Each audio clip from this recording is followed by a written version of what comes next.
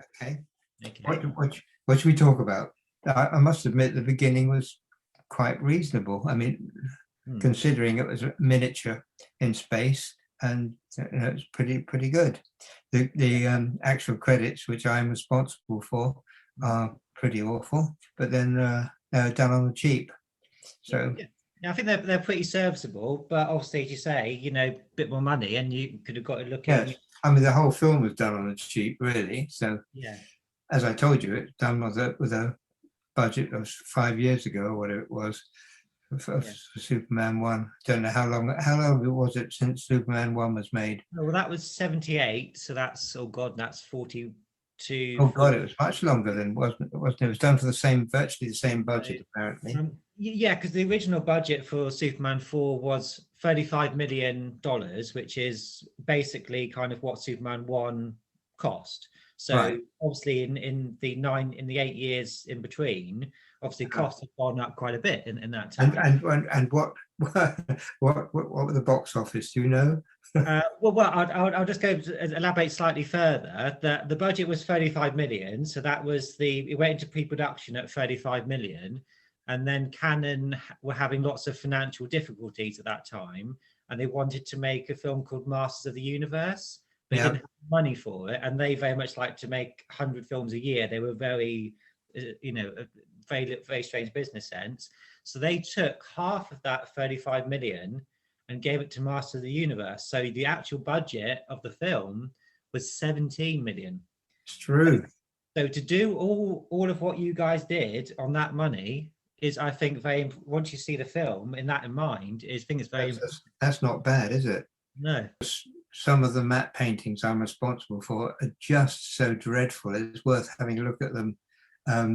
Because in my defense, Sid Fury would say, even when he saw a test, he'd say, cut it into final print, because we didn't have the money. I realize that now. I just thought he was lazy, but he's not. He didn't have any reason not to. He had to do it, really.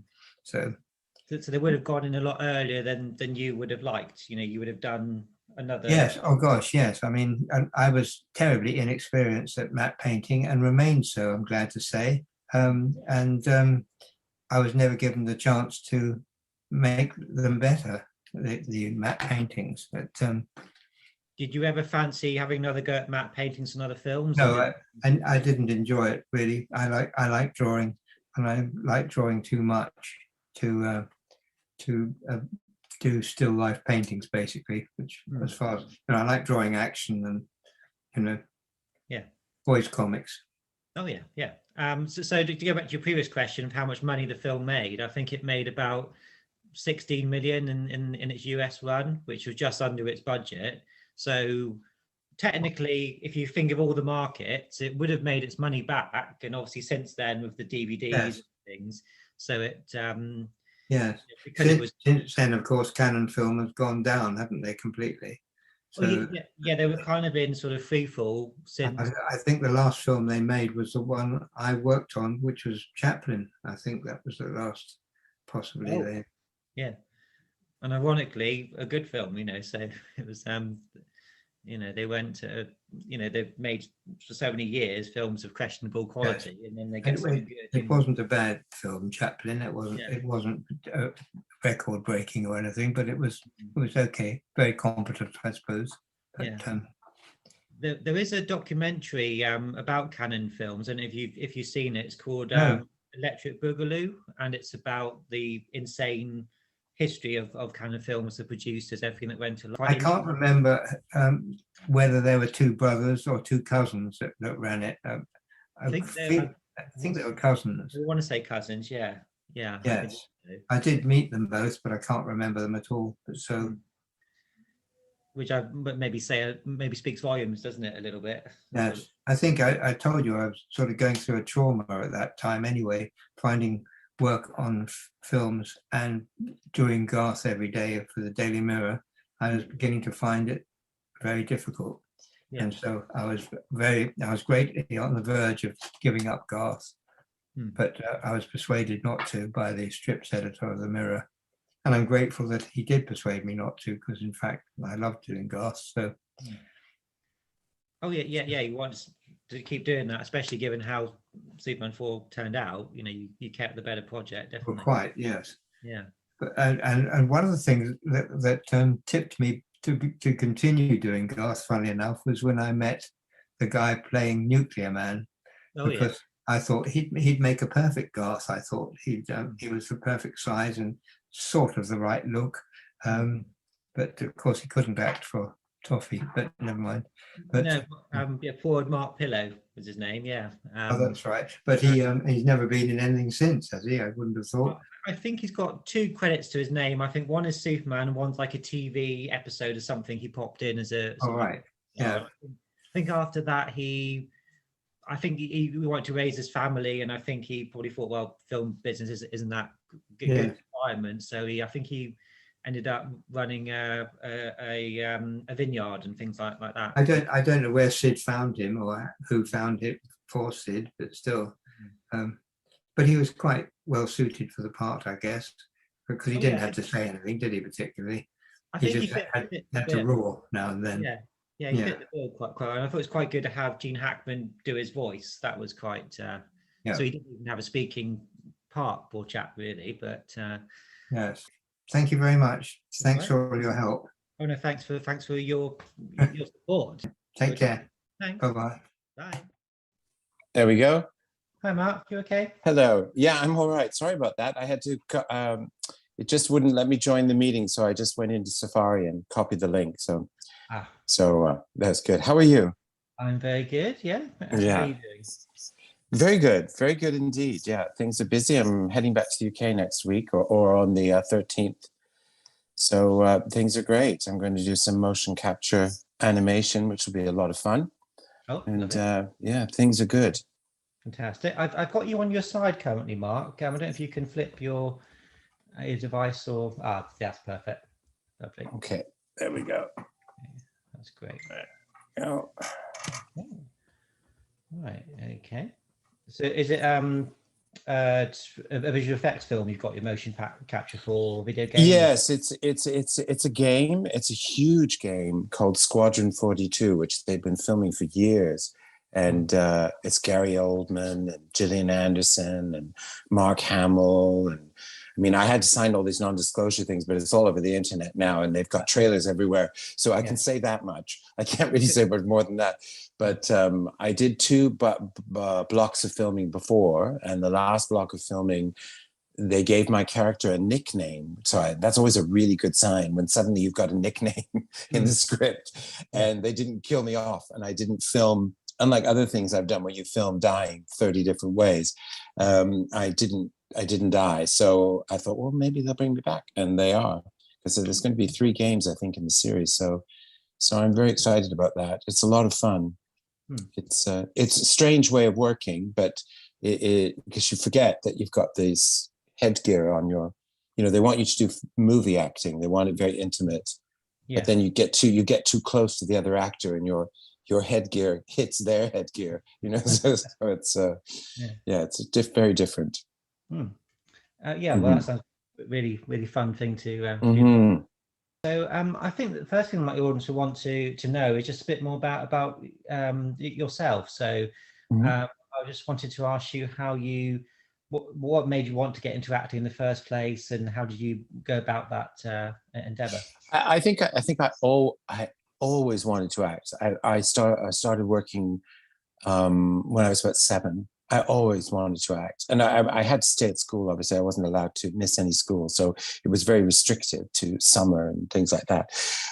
So I always wanted to do that, but then I kind of developed a lot of terrible habits, as child actors can do, and I sort of got to the age where I wanted to train. I wanted to do a classical training. So I wanted to go to England, and my father being British, I was able to do that. And so I auditioned for about 5 of the drama schools in London, and I went to LAMDA, and it was the best thing for me, because one thing about, I wanted to go as far away as possible from where I lived in Canada, not because I didn't like it, but because I just knew the first time things got difficult, I'd be back on a bus. So going to New York didn't seem it would work for me. So, and then I was really lucky. I got an agent and a job before I finished drama school in my final year. And it was great.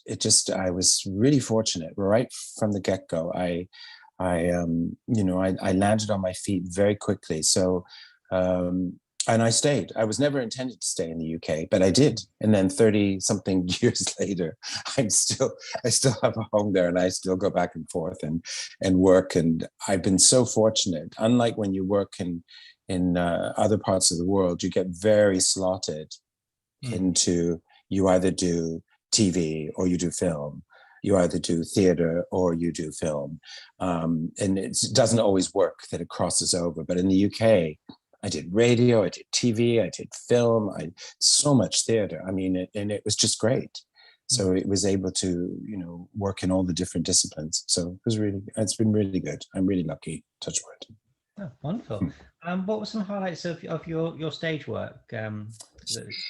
I suppose, well, gosh, it's an interesting question that people ask you that, but it's really, and what would be a highlight to other people is not necessarily a highlight to you. It's because you're really, really great acting when you get a part that you just understand. It's like flying. Like there's just no limitations to what you can do with that character because it just fits you 100%.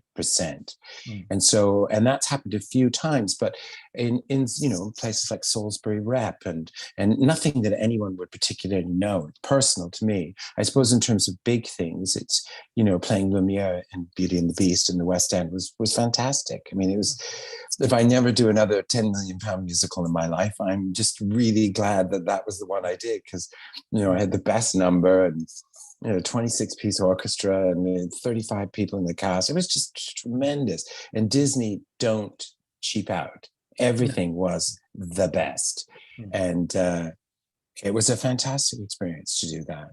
And then I did another play, which I absolutely loved, which bombed terribly, called Jackie, An American Life, about Jacqueline Kennedy.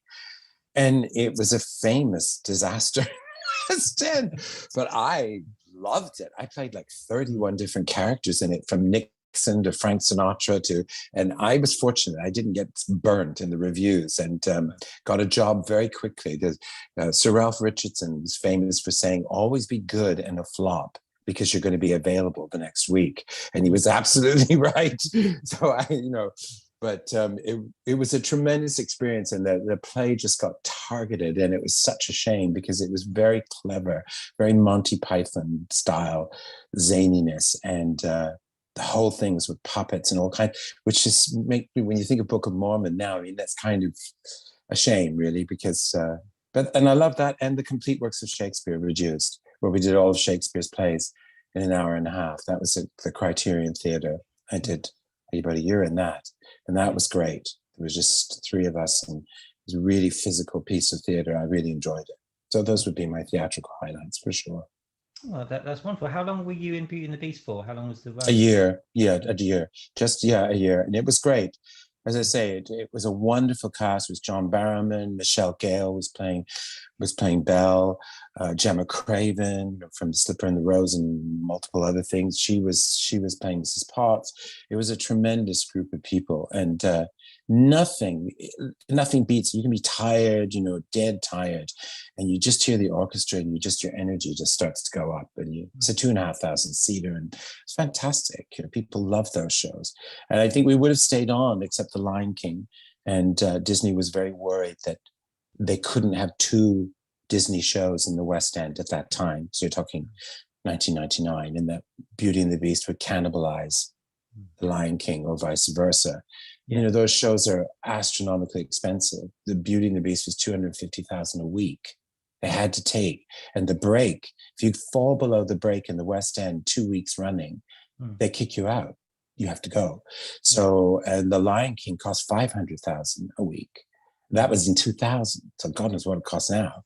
Yeah. So those shows are astronomical, the amount of money it takes to do them. So they can't mess around. So they were just very nervous. So Disney decided, well, we'll close it. We'll take Beauty and the Beast off because we can't afford to have competition with ourselves. Yeah. So, yeah. That's fair enough from their point of view. I think a lot of people don't realize how expensive West End productions are and how many tickets you have to sell. Oh yeah. It's yeah. It's tremendous, and you get very worried when you're on stage and you come out, and if it's a bad day, you think, "Oh, this isn't good. There's not many people out there, so this is not going to last too long." And I've been in a few of those when you're playing to a dragon's mouth and there's nobody out there, but you still have to do the show. Yeah, no, it can happen very, very fast. I was in a play years ago at the Savoy, which was a wonderful experience, full of all these very famous television stars from the 60s and 70s, like Patrick McNee and from the Avengers, and David Langton from Upstairs Downstairs. It was wonderful. A couple of Carry On people were in it, and it was tremendous. And we weren't doing that well. But the director was Brian Forbes, and he was a very good friend of the Queen Mother's and Princess Margaret. And the Queen Mother called up and said, "How's the play doing?" He said, "Well, not very good, Mom." And she said, "Well, I'll come and I'll bring Margaret." So she came and she wore all her Queen Mother clothes and all this stuff. And the best thing about it was the notice had gone up. We were supposed to come off. She stood in all the papers and she held the, I was showing you here. She held the program like that so that they couldn't photograph her without the title of the play. It was right across like that, right across the face. And our houses boomed, just boomed overnight. They took the notice down and we kept on going. So it was very, very funny. Oh, that's lovely. Yeah, it was very sweet of her. Very sweet of her. I do a lot of Avengers events. I've got to ask what it was like working with Patrick McNee. Oh, he was great. He was such a kind man. Very, very eccentric. I mean, quite, very eccentric, odd. Like one day he turned up in rehearsal in safari gear because he decided his character, who was supposed to be a great playwright, was actually a great hunter as well. It was never explained why he turned up in the safari suit and then he abandoned it. He was totally, and he would tell you everything, which I'm not going to repeat, but he had no filters, no shame, and he would say to me, "Oh, they say I'm this and I do drugs and say I do all this and this stuff." He says, "Absolute rot, my dear." He would tell you all this gossip about him and what was true and what wasn't true, but very kindly gave me an absolutely beautiful book. He was very generous to everyone in the cast. And if you had a moment in the play, he never tried to take that moment away from you. If the focus was on you, he let you have the focus. And I know that sounds an odd thing to say, but that doesn't always happen. I'm sorry. Especially not when people are coming to see, specifically to see him or whoever else is in the play. They're not coming to see me. So he could easily be within his rights to kind of just dominate the stage all the time. But he didn't. He was very, very generous and very funny, and he was. I was very fond of him. Very fond of him. That's wonderful. And then, of course, you did quite a lot of TV work. Series, Hale and Pace, Elliot Smith and Jones. So you enjoyed doing television comedy? I did. I loved it. I mean, I was really, really lucky because being North American, it can be really hard here. You get slotted into, like, if you look at this cast for Superman 4, I was at that time part of the North American mafia. We all moved from one film to another because there were only so many of us. So, and those guys all did all of that. And I was determined when I left drama school that I was not going to get pigeonholed into just playing an American tourist saying something loud in the background. And so I was really anxious to get into, and I was just really lucky. I got into a sitcom called Executive Stress with Penelope Keith and Peter Bowles. And I was a regular on that for 3 seasons. And the people that I met through that, it was tremendous, and the way my career kind of went from there. And I did a lot of comedy on the Fringe Theatre. So I was never a stand-up comic, not clever enough for that, but a lot of comedy. And that's how I got into Last Smith and Jones. That's how I got Hale and Pace. And then I really landed on my feet because I got into the comic strip. And Peter Richardson was the first one who would let me play British characters. The second film I did for him, the script arrived and it said fat 50-year-old Tory MP. And I was about 32 and North American as far as they were concerned. And if he believed you could do it, you did it. And if you failed, you never got to do it again. But if you could do it, that was it. So, and I worked for him. You know, I did, I think, 8 films for him, and then a television series called The Glam Metal Detectives, and he was extraordinary. He said to me one day, we were doing The Pope Must Die with Robert Coltrane, and he said to me, "Oh, I'm doing this series about a rock group who saved the world, and you know, I just, I really think you'd be, I see the guy who runs the group as kind of a man from U.N.C.L.E. character. I think you'd be great. You should do this." And I went, sure. And then a year went by, and he called me up and said, so we're going to do this thing. And he said, how do you want to be involved? I mean, do you want to just show up on the day and say the lines, or would you like to be one of the writers on the show? Who asks you that? Who gives you that offer? I was like, I'm in, I'll be a writer. I didn't know if I could write or not. I said, I'm in, I'll do it. Absolutely. I'm in 100%. It was fantastic. So as I say, I've been very, touch wood, very, very fortunate along the way. So, oh yeah. It gets harder now you get older, but it's yeah. So. Well, that's a good point you mentioned. Do you find as you get older, there's less roles, or? Oh, there's definitely less roles. There's definitely less. You for women, it's early. For men, there's a really weird gap where you're no longer the father necessarily, and it's just a second family, and you're not the grandfather, right? So there's a weird gap, and now with all the with the way casting is done and all the demographics that have to be covered and the openness of casting. So if you're in a regular series and all the lead characters are white, or 1 or 2 people, then all the guest characters are going to fit the other demographics. They're going to be looking for cross casting, and I'm not criticizing that. I think it's great, but they're going to be looking straight across the boards.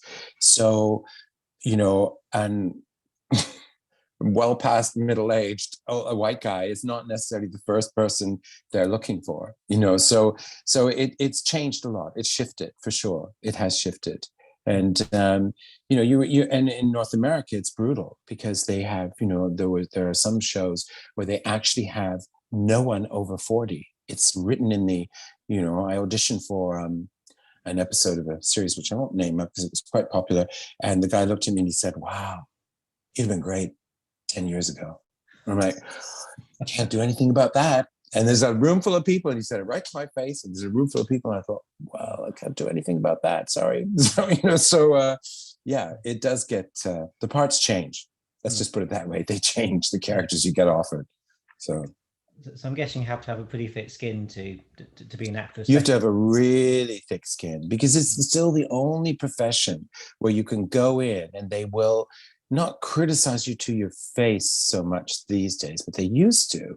You're, you know, putting on a bit of weight there, Mark, you know, looking a bit tired, Mark, and particularly if you know the casting people well, because they think you're letting them down. You know, one that riveted to my receding hairline, and the director was going, finally went, "Can you do it again? Does anyone have a hat?" It's because he wanted to see less of my forehead on the monitor. But I mean, you know, you know what that's about. There's nothing you can do. There's nothing you can do about that. And it's still the one profession where they feel they have a right to say so. You know, you hear about it all the time about actors who've got clauses in their contracts about weight and that's just the way it is, whether their hair needs to be dyed, or especially American stuff, they will have it actually written down what they can do. Disney was quite strict. I was not to say, I could never call it Beauty and the Beast. I could only refer it to as Disney's Beauty and the Beast. They had a clause where I was not allowed to swear in public. I wouldn't sign that one. I put not applicable. They never read it. I put not applicable beside it because I thought, I gotta be held responsible for that. So yeah, they had really strict rules, and sometimes the contracts are a little odd, for sure. Yeah, and it's often about appearance. So do you find there's sometimes pressure to put a wig on for different hairlines, or I mean, I know Jude Law. Oh yeah. Oh yeah. Oh, they're always looking around, and that's another thing. You know, that sort of thing. They don't have the budget anymore. They used to have huge budgets for these things, and so everyone would be wearing a wig. Now they're trying to, they don't. And oh yeah, there is a lot of that. And yeah, there's a lot of that. I find that most characters I'm playing now, at some point they wear a hat. but not always all the way through, but at some point they've got a hat on. So yeah, and American stuff more so than British don't really, aren't that bothered. British just want you to be, you know, just to be yourself more, I would say. But American stuff, they're very concerned about appearance and how you come across. You know, sometimes in British stuff, they want you to wear your own clothes. There's just no budget. So, you know, so it's a little different for sure. Yeah, it sounds like maybe in the American market, it's perhaps a bit unhealthy, because you're trying to create this perfect image of people, and people watching and thinking, well, my hair's going back, this person's isn't, and everyone's like supermodels, so maybe it's not quite healthy. Oh yeah, and the thing is, whenever you have that kind of, whenever that attention is drawn to you in a work environment, if it's your weight or whatever, it becomes your obsession. You know, it becomes your obsession, because all you see is that everyone else is thin, or everyone else has a full head of hair. You don't notice the bald guy. You don't notice the guy that's overweight, or the woman that's over. You just fixate. And I've worked with plenty of actors, particularly female actors, because now we're not supposed to say actress anymore. Who it's a huge pressure, huge pressure for them. Absolutely enormous, their appearance. Absolutely is the number one thing. And in Superman 4, that was the case for Margot Kidder. She was sidelined, basically. Yeah. And she would shout on the set, not in anger, as a joke, that I'm too old, that's why I'm hardly in this thing. And they brought in Mariel Hemingway. So who was sweet, and incredibly nervous, because she hadn't worked in 2 years. So she was very, very nervous. She was very nervous. But oh yeah, the pressure is tremendous for women. This is really unfair. Oh yeah. Yeah. You mentioned bringing in the Superman 4 producers definitely wanted to because people like Jackie Cooper, Margot Kidder, Mark McClure, they were sort of just getting older, and they definitely was a sense to bring in new blood. One of which, of course, was John Cryer. Do you remember John Cryer? Yes, John and I shared a limousine. we had to share a limousine. That was because they were cutting on the budget. I'm not sure John was too thrilled about that, but no, he was fine. I'm joking. I have no idea whether he was. He just looked a little shocked the first time I jumped in the car. But I was on a very short period of time. But in those days, they didn't shoot things. The pressure was different. You could be a week doing one scene. You could be ages, because there were setbacks and second unit and weather and all those things. So, John Cryer was very LA, because he was on his phone, the head car phone, and he was on the phone all the time. He was dealing the next movie, the next project, it must have been after Pretty in Pink. It must have been after that, wasn't it? Yeah, it must have been. Well, I think it was. Yeah. So he was quite. It's a very different approach. Americans are American actors, especially then. They're very different from British actors. British actors are much more, what have you been up to? How are you doing? Did you see this? Wasn't it great weather? American actors is film. They're talking about film deals. So and so's doing this, and he was a bit, he was very determined. Let's just put it that way. But nice, nice. Yeah. They were all nice. The only, but the nicest, it was Gene Hackman. Just super relaxed, super cool. If he spotted somebody new on the set, he went straight over and introduced himself, which he didn't have to do at all. It's not like he was going to be doing a scene with them. So, but if he spotted a new face, straight over, because the tension on the set's quite big, quite high. So to have him being this just kind of, I'm not saying he didn't care, and that maybe he didn't. I don't know, but I doubt that somehow. I'm not, because he loved playing Lex Luthor. So I'm not saying he didn't. He was just a very chill man. He'd seen it all before. I'm sure he'd seen. He'd been. He just went with the flow. He was really nice, really friendly. Oh, good. So you were probably on the film for a week? I was only on the film 4 days. I was only on the film 4 days. Yeah. There was a bit of sequence that disappeared. So it was a longer sequence of stuff, but yeah. And yeah, that was it. I was actually doing the play with Patrick McNee at the same time, because they pasted a big star on my dressing room door when I came into the theater because they'd got this job. So it was very sweet. It was very sweet. So yeah, and yeah, it was fun. It was very funny to work on because you saw all the kind of wires and the way Christopher Reeve flew out of shot and stuff, and it was also he stepped on a seesaw. And it was a bunch of prop guys that pulled him out of shot, which was hilariously funny.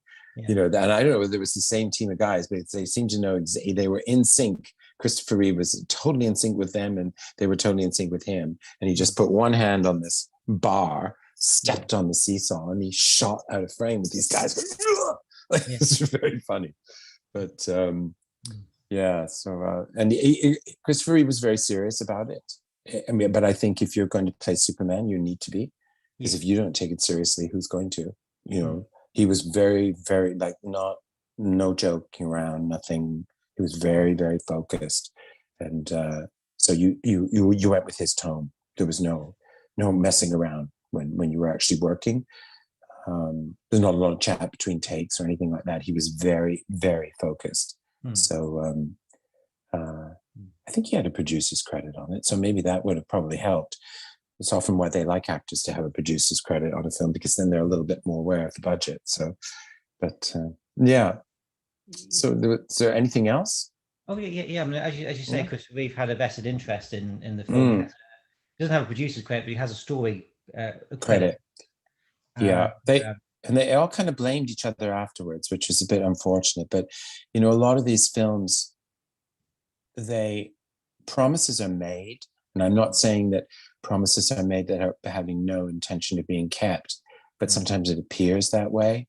Yeah. And I do think that they were so desperate to get him back in the suit that, and he had a very different vision of what he wanted to do to make it different from the other three. And I don't think the two are combined very well in the end. I think they collided more than anything else, and the budget didn't allow for. I'm not saying he was duped, but I think he was misled a bit. I think he was misled. Yeah. I think the Canon group did have a reputation that was well established by the time Chris got involved with them. But of course, again, they make certain promises, and they did, and they did the same. I remember reading that he afterwards that they promised him 2 other films which were never made to get him back in the suit. They did the same to Faye Dunaway with Ordeal by Innocence. They promised her 2 other projects if she would do that, the Agatha Christie thing. I think it was Ordeal by Innocence, but they had a reputation for doing that. So, and it's always a gamble. I don't think that Christopher Reeve necessarily believed it, but you hope that, okay, if we're going to work like that together and this is a big success, then of course you will do it. And of course it wasn't a big success. And his if you look at his resume, his actual film career kind of stalled after that for a bit. There were quite a few years before he kind of moved to TV, and he did come back in films, but it did stall his film career for a bit. So, it's a funny thing, industry. It's it's totally about the money, and what you take, how much you can take in a film. So. Yeah, I mean, I think, as you say, his career really suffered from it, and I don't think it ever recovered, really, unfortunately. And, not on film. No, and I think it was his autobiography I was reading a while ago, and after Superman 4, he had to start auditioning for roles again, and he did. And after the first Superman film, he was just offered, of course, to what it was before. But were you? So it sounds like you were aware that there was some issues. The tension on the set was quite. Sorry, my light keeps flickering. The tension on the set was quite pronounced, right? just when I went in, because I had been doing this play and this sitcom at the same time and playing American. So the casting people were just looking for Americans anywhere they could find. And I'm not American, but I was playing American. So they called me in just as I was going in to meet Sidney Furie onto the soundstage, because they were already shooting. Yeah. The casting director turned to me and went, "You're not Canadian, are you?" And I went, I didn't know what to say. She said, "Because he doesn't want any Canadians on the set." And I, why? And he said, because their accents are, because he's Canadian and he can hear the Canadian accent and he doesn't want Canadians on the set. She never gave me a chance to answer, so I didn't say anything. And so I went up to Sidney Furie and he gave me the script to read, and I read the script, although the bit that was cut and the bit that I actually did, and he went, "No, that's a fucking American. I don't want any more Canadians on this set." I mean, really shouted. So that was kind of strange. So there was something about the voice thing. I don't know what that was about, because they dubbed Jane Brooke, who I've been working in the theater with, and she's American, and they gave her this, I think, strange voice. She's got a beautiful voice. She's very Grace Kelly. She was very, and I remember she was stunned that they dubbed her. But that was another thing that used to happen much more than it does now. A very dear old friend of mine, good friend of mine, I shouldn't say old friend of mine, is Liza Anthony, who famously got dubbed in Krull, who famously was dubbed in Krull. And I learned from that, and I would always ask for a dubbing clause in my contract. That if they felt my accent or whatever was wrong, that I got the chance to correct it, not just go and find another voice, because they used to do it a lot. You'd turn around and suddenly they'd stuck somebody else's voice on it. For what reason, I don't know. And in Jane's case, I have no idea. She has a beautiful speaking voice, so I don't know why they would have done that. And she's American, so there were a lot of odd things happening like that. Yeah. So I take it you. So what was your impression when you saw the? Did you probably didn't go to the premiere, but did you? I did. I did go to the premiere. I did. It was hilarious, and I went, and a whole bunch of friends of mine came.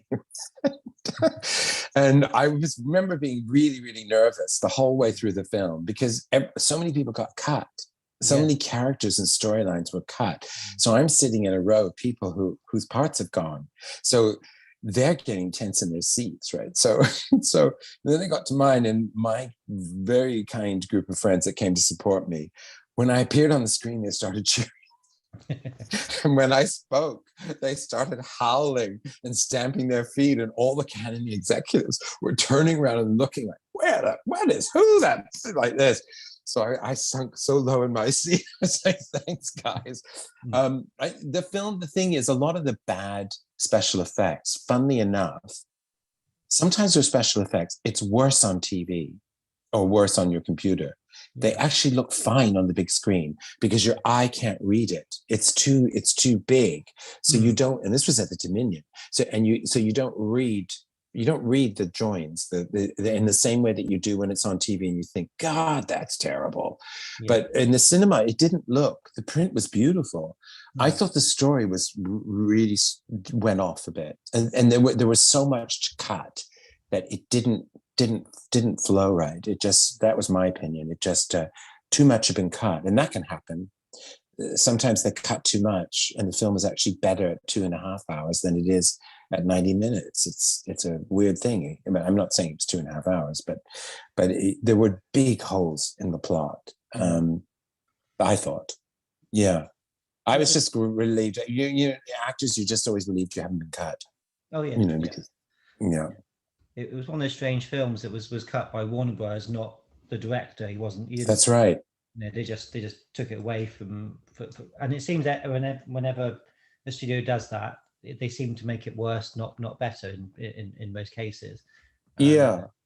I did read somewhere, actually maybe I saw it on YouTube, that there was talk of reassembling it, but I'm still not sure that would have saved it. I don't think that Christopher Reeves, the more serious story that he wanted to sell, I'm not sure it would have fit with that I mean, as they reimagined Batman and they reimagined Superman and made it darker and darker, I don't think people were ready for that then. From those comic book characters. What I thought was really sad was that the comedy wasn't there, because he was such a good comic actor, Christopher Reeve. He was so good at comedy. That was the bit that I thought was really missing.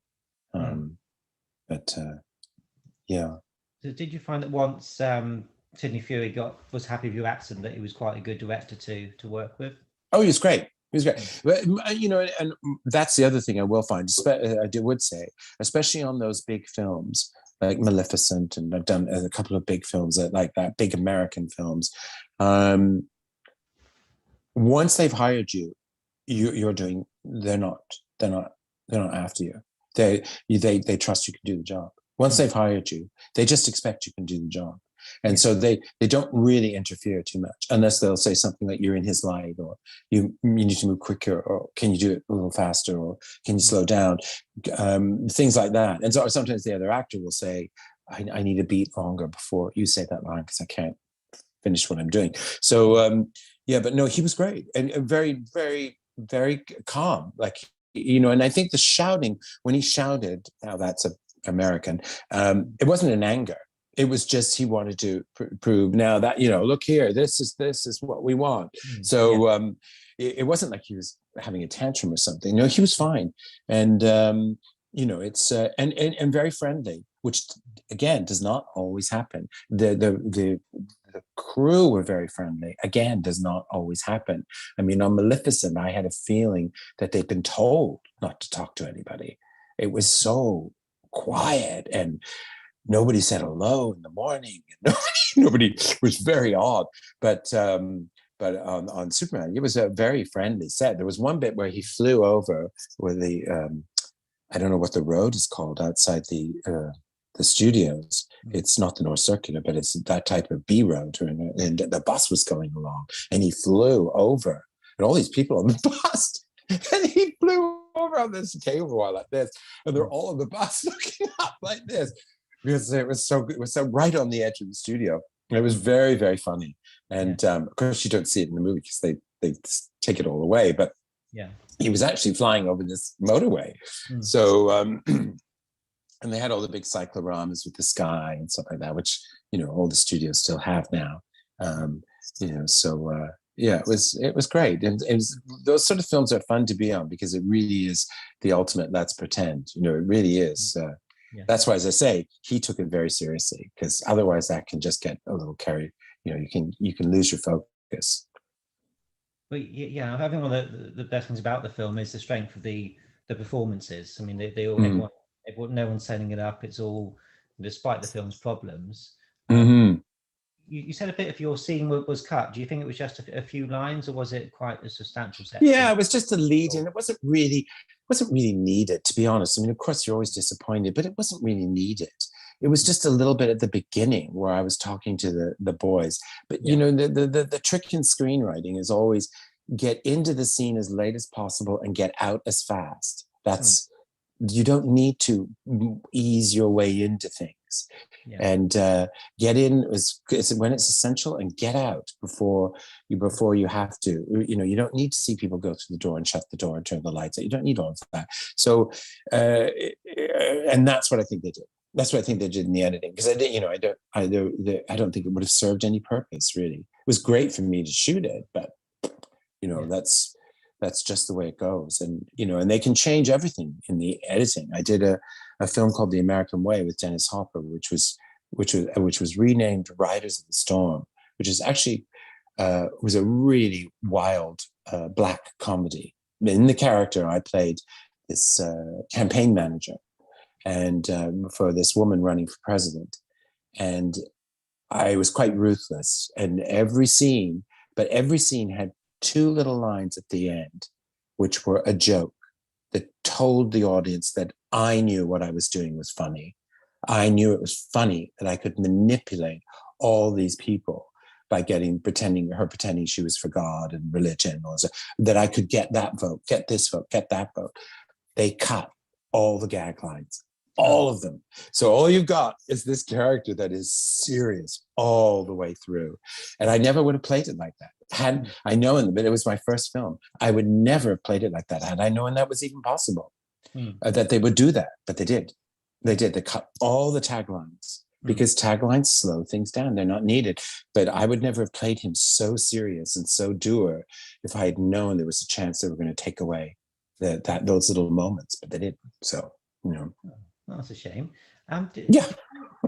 Did you encounter Jackie Cooper on Superman 4? No, I wish that no. I Christopher Reeve, definitely Mark Pillow, Gene Hackman, John Cryer, Marilyn Hemingway, Marco Kidder did all those, and all the American gang where Brad Lavelle is no longer with us, unfortunately, and MacMacDonald I've worked with so many times, Don Fellows, Bill Hookins, they were all people that were very familiar because all the Raiders films were being made in England, the Superman films, the Star Wars films, all those miniseries, To Be the Best, To Do the Worst, all those Jackie Collins, those things were all being shot in the UK because of the tax breaks. Then the government shifted everything and they taxed production when it came in and when it went out. So they stopped coming in because they're not going to pay, they're not going to pay twice. So that really put the kibosh on that. Those days, that was the end of it, really. So I mean, there's still production, obviously. Pinewood's a great studio, but it's not like what it was. Now a lot of that goes to Canada. Now a lot of that's here in Canada. I'm in Canada at the moment, as I said. So a lot of that comes here. So because Superman was shot at Elstree Studios, but that's right. Worked at Pinewood. Yeah. Wow. Did you have which one do you prefer? Is there any Pinewood? Pinewood's a great studio, but I mean, Elstree was good. But Elstree went through a really funny time because it became EMI and then it became Canon. And I remember that I shot something just when they stopped functioning. I was shooting at Elstree, and there was all this stuff just lying on the floor, photographs, letters, piled up, posters, negatives, just all lying on the floor. And I picked this contact sheet up, and it was a contact sheet from The Bitch of Joan Collins and Oliver Tobias, like an old-fashioned contact sheet with all these photographs. And the guy was caretaking the room. Everything was just lying on the floor. I said, "Can I have this?" And he said, "Yeah, take what you want. It's all going to a dumpster tomorrow." And I was like, I left with so much stuff. I'm telling you. I got a letter from Julie Andrews that she wrote to the studio when she was doing Duet for One, thanking them for the tea. There was one from Ava Gardner complaining about how cold it was. That they wouldn't let me have because it was property of MGM. But it was when she was doing Pandora and the Flying Dutchman. And I got loads of stuff, loads of negatives of Farrah Fawcett from some film she did there. And I couldn't believe that it was all going to go into a dumpster. So the studios had quite a checkered feel. So it doesn't have the cohesiveness that Pinewood does. Pinewood's like a big, beautiful old, studio that's still a proper, the commissary, the restaurant, everything feels, the grounds are looked after. You're not supposed to photograph the 007 studio, but I did. No, it's great. I really like Pinewood. Shepperton was nice too, but EMI Elstree always felt like somebody had abandoned it, and it was never got its stuff back together again. Yeah. Did you get to go in the 007 stage, or was it just around the outside? No, I didn't go on the stage, but you're not even supposed to photograph the outside that says 007. No, no. And I was working in a studio next to where they were filming 110 Dalmatians. And there was a day when all the puppies got the trots. They'd eaten something and they all got the trots. And they were all falling out of the studio because the smell was so bad. Even going close, they were all like, open the doors. It was very funny. But there was much more of a family feel, that at Pinewood. You'd see, they were filming Exodus or Ben-Hur or I don't know I can't remember what it was, and something Egyptian anyway. And they were all these people, like you see in the movies, all these people walking around in Egyptian costume at lunchtime. It's what are you on? What are you doing? What are you doing? It's very nice, very nice. But yeah, we all like that feel that everything's a bit Hollywood, we all like that feeling because it makes you feel, it's like the old BBC television centre. I mean, that was the greatest tragedy that went. That was the most exciting thing I've ever worked on. My first play on TV, shot at Television Centre, and next door they're shooting Parkinson, and the studio next to us they're shooting Top of the Pops, and I met all these groups, and I met Bette Midler and hung out in her dressing room, and it was just great. And they had wardrobe department, makeup department, wigs, all that got scrapped, all that got sold out. It's all outsourced now, and it's such a shame. It was a fantastic place to work. I think that was a big shame. But anyway, that's just my opinion.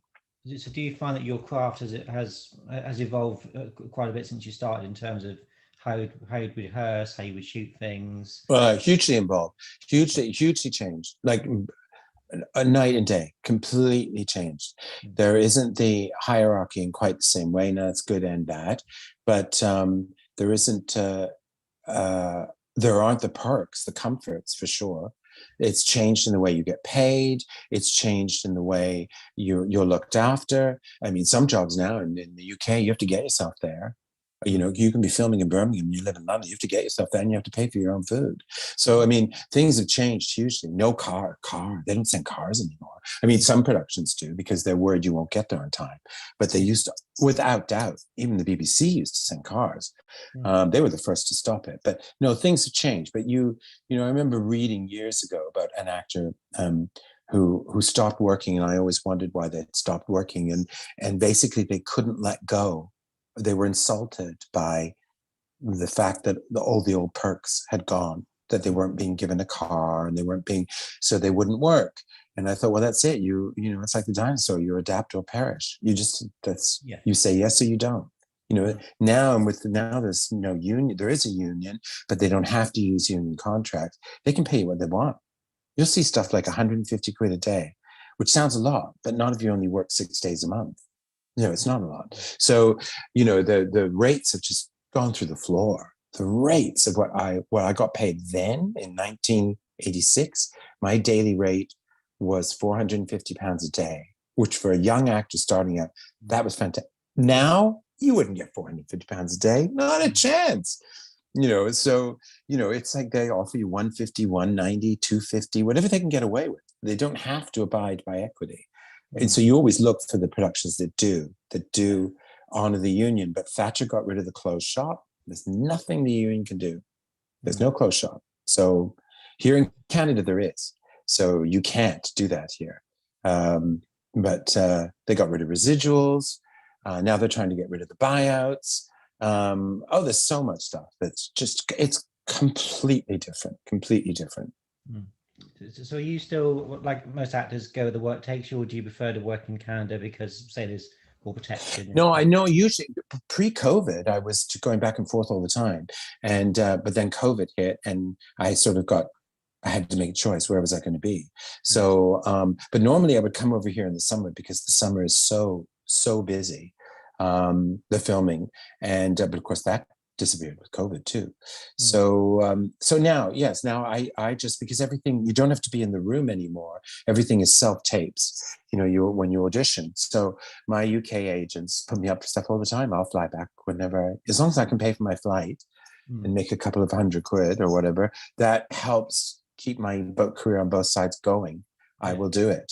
So I used to be 6 months, but since COVID, I haven't quite got back to that yet, but we'll see how things go, because I'm working on I've written a script for a film here, which I think will hopefully start shooting next year, but the writing will continue through the winter. So I shall probably be here. She'll probably come back here after I finish the mocap job. So. Very nice. I just had a couple of very quick things on Super. Sure. You mentioned Mark Pillow, and I think he very famously went to the premiere dressed in his Nuclear Man outfit. Do you recall much about Mark Pillow? Yeah, I'm nervous. really, really nervous. I think there was a lot riding on his shoulders, and he was very anxious. He was very nervous. That was my impression. Now, as I say, 4 days. It's hard to be fair, but I could tell he was really nervous because also he's acting with Gene Hackman. And he can't get a better actor than Gene Hackman, and Christopher Reeves is really great. But Gene Hackman is pretty nerve-wracking. So I think he felt a lot of pressure on him, and they were looking to make him into, I'm going to say the name wrong, Dolph Lundgren. They were looking to kind of, and making him feel that he was there, that was all possible. And so it was a lot of pressure on someone who doesn't have that much experience. Oh yeah, I think he does very well for the character he was given. And I don't think he works anymore though, does he? I think he left the. Is he still in the business? I think so. I think he did a couple of acting credits, not much past Superman 4. I think maybe 88. I think he retired, and I think he went into the wine business. I believe. Right. I think. Right.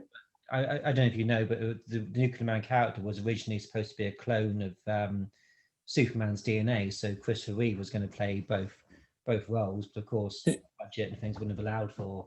Yeah. Of that. Yeah. And that would have been great.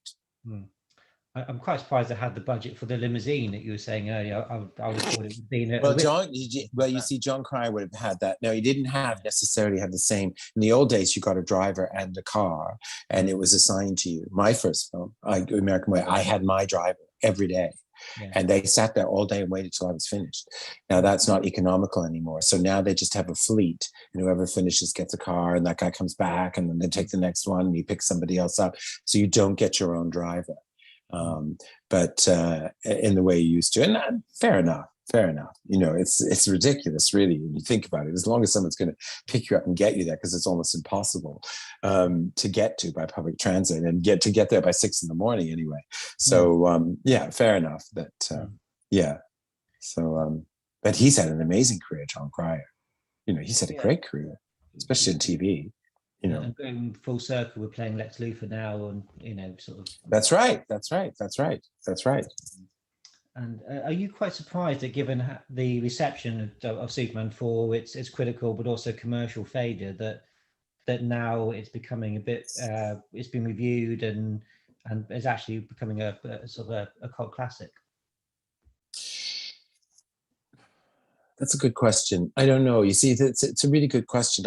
I think it's great if people can enter into the spirit of things and enjoy it for what it is, rather than worry about what it should have been or could have been. Yeah. And it has its merits, and it has its entertainment value. And I think that's great, because nobody sets out to make a bad movie. I mean, 100 other people have said this too. And when you do set out to make a bad movie, or to set out to make a cult bad movie, it usually fails. No one really does that on purpose. It's just for 100 different reasons. 2 years later, you find the film you thought you were working on is not the film that you were working on, because it bears no relation to what you shot. And that happens in films, because so many people get their hands in it, and especially if the director doesn't have a final cut, and it's and there's a war between producers, and all they care about is getting their film distributed. So if somebody says, "Oh yeah, I hate that, but cut the theme song, or cut the music, or get rid of the John Cryer," they'll do it just to get their film distributed. Even if it's integral to the plot, or the comic book, or whatever, they'll do it, because they have to get their film distributed. So and that's the hardest part. Making movies is actually relatively easy compared to getting them distributed. It's hard enough to get them made, but then you've got to find somebody to pitch it, to take it, and that's really, really hard. So. Just to close, I just wanted to mention some of your other work again. I think the audience might be quite interested. You had a role in Churchill: The Hollywood Years with Christian Slater, and that had a wonderful ensemble cast. Was that? That was because of Peter Richardson again. Peter Richardson, who was the director for the comic strip. That was one of the comic strip projects I worked on. Peter was fantastic, because he would say, I used to have an old 300-year-old cottage in Norfolk, tiny little thing, and needed a new roof. And he went, "Oh, I'm directing these commercials. You can do them." And you can fix your roof. And he was great like that. If he liked you, and so that movie is a classic example of everyone that he liked. He just hired people he liked. And he just called me up and said, "Oh, will you do this? It's only one scene or two scenes or whatever it is." He said, "You know, Dune is doing it, so-and-so is doing it. Come in, do a day, do a couple of days. Harry Enfield's doing it." And so, you know, he was like that. And I was very happy to be a part of that.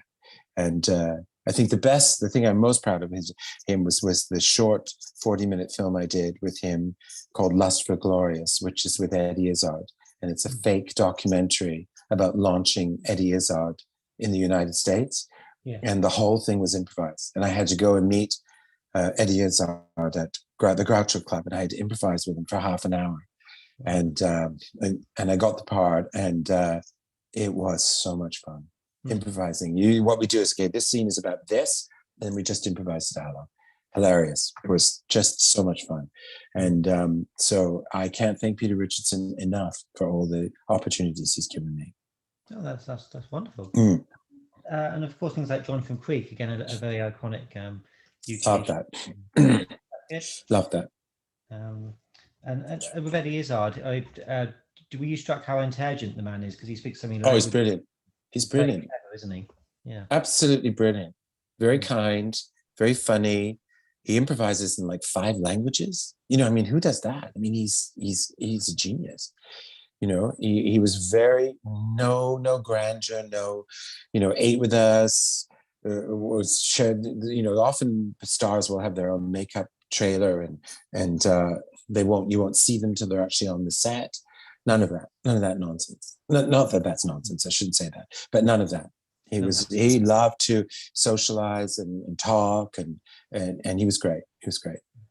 Oh, that's fantastic. You did a TV movie called Who Dealt opposite Juliet Stevenson. Was that memorable? Yes, it was very interesting, that film, because David Bailey, the photographer, directed it, and he wanted to get into making movies.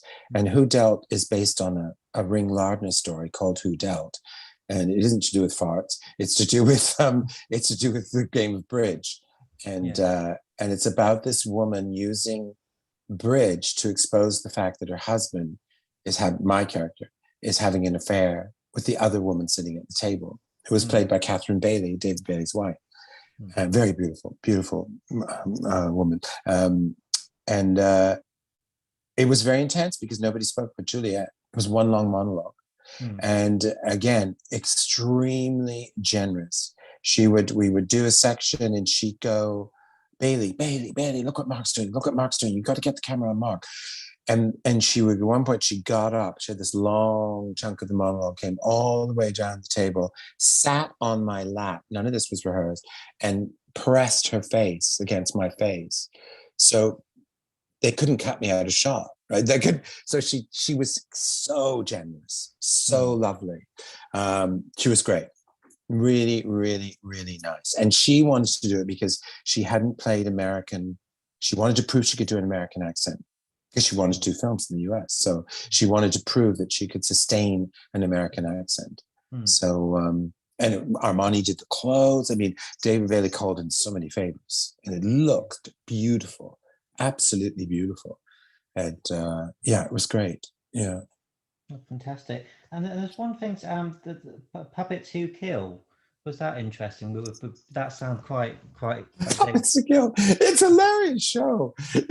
It's a Comedy Central, or it's one of the, I forget. They shot it here in Canada. It was very, very funny, and it is about puppets who are in prison because they murdered people.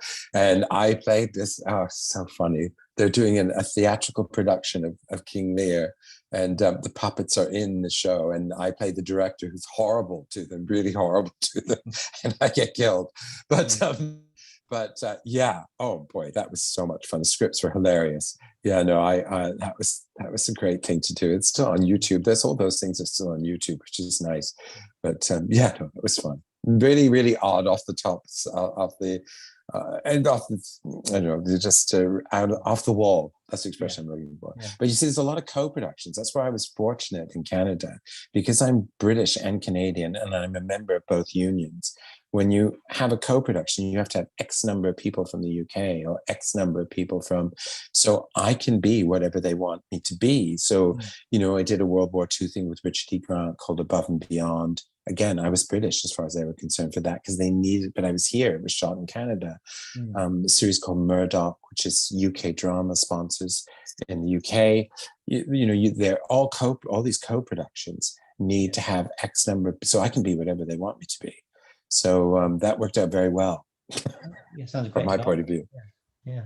Do you have a favorite project in your career, a role that you're particularly proud of beyond all else?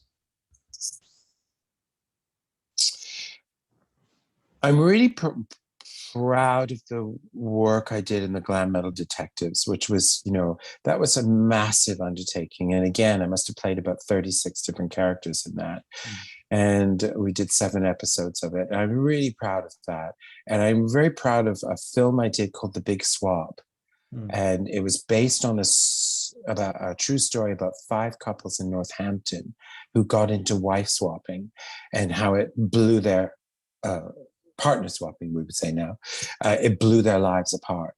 And it wasn't, it was just a really great part for me that because I'm essentially a character actor, I don't necessarily get those slightly boring, normal people.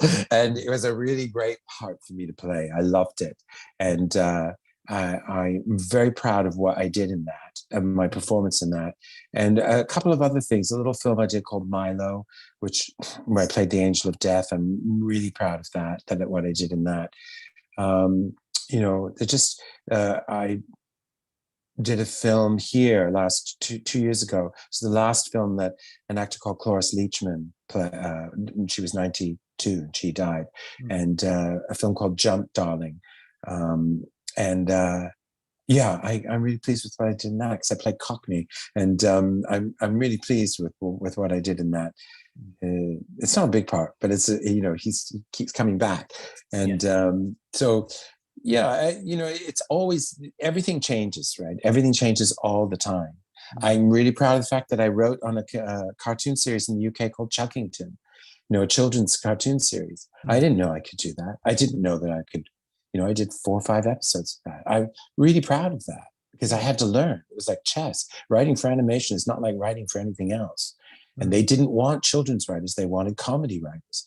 And because I'd worked for the comic strip, so they trained me how to structure an episode of animation. Fantastic. And I was really pleased that I did that, because a lot of people go, oh, no, I can't do that, and just walk away. But I kept, they rejected many. They rejected many scripts to begin with until I got it. But it's a funny thing when you ask that. I don't know. So that's what I'd say. It's a lot of things. You were starring in pretty much in your own TV series, weren't you? I Love Mummy. You had quite a big role in that. Oh yeah. That was really interesting. That was a network thing. We were going to go to a second series. We had 26 episodes. It was really fraught. Not fraught. That's the wrong word. Frenetic shooting in one of the hottest summers. That was a co-production as well between the BBC and a company over here, YTV. And the production company had 3 shows. They had to choose which one they were going to keep. One had to go, and so they went and let ours go, which was a real disappointment. But it was fun. I mean, it was farce. It was just farce. Very farcical. And finally, Mark, I mean, you said that your industry has changed so much in your career. If you could give advice to people that were thinking about becoming an actor, would you say go for it, or would you be a little bit more guarded and say you were when you went into it? Is it still a good profession to be in? I think it's still a good profession to be in. I think if someone wants to do it, nothing anyone says is going to dissuade them from doing it. I think the old days of I'm not saying you shouldn't go to drama school, but my route, which in my day, you went to drama school, you finished drama school, you got into a rep, You had to do 40 weeks to get into the union. You couldn't work until you could only do, you couldn't do West End and you couldn't do TV unless you got a special permit. You had to do provincial theatre, 40 weeks to get a full membership. And I'm not sure I would do that now. I think for young people, I think you get a chance to work. You know, if you want to target soap operas and get on Hollyoaks or East End, do it. You're going to learn you need to do it. That's how you learn. And so I'm not sure the old route is necessarily the best. Yeah. Or do French theater so you get an experience. Because the good thing about theater is when television and film is fickle, and when you're not in popularity, you're not in trend, or you're the wrong whatever age, as we discussed before, that goes. But theater doesn't. So you need to have some discipline in that.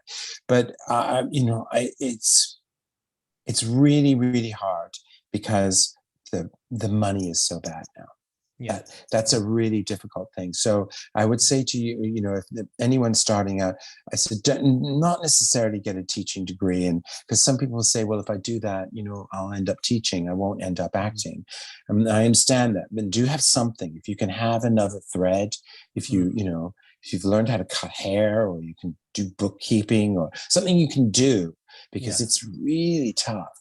It's really tough. You know, I have my own company working on communication skills and with professionals who are doing public speaking and stuff.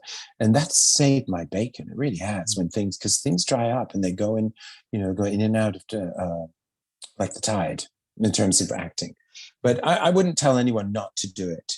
But I would say you need to be open. Don't be too fixed on this is what I'm going to be and this is where I'm going to get. Just get the work. Just do everything. Do everything. Because when you started, did you have another idea of what you could do, or was it always? No, I was not going to do any of that. That's why I didn't want to go to university. I didn't want to become a teacher. So I would, you know, that thing, those that can do, those that can't teach, was in my head. I'm not saying it was right, but I didn't want to become a teacher. So I know I was going to get into rep, and I got into weekly rep, which was hilarious. It's a book in itself. And nothing knocks the crap of drama school out of you, like doing, not the drama school's crap, but everything, you know, weekly rep. There's no time for anything that you've learned at drama school. It's just learning the lines.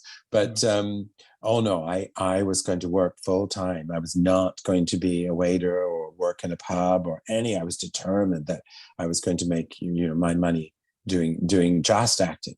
So, but things were different then. You could sign on too. You can't really, it's really complicated. Actors can't sign on anymore the way they used to.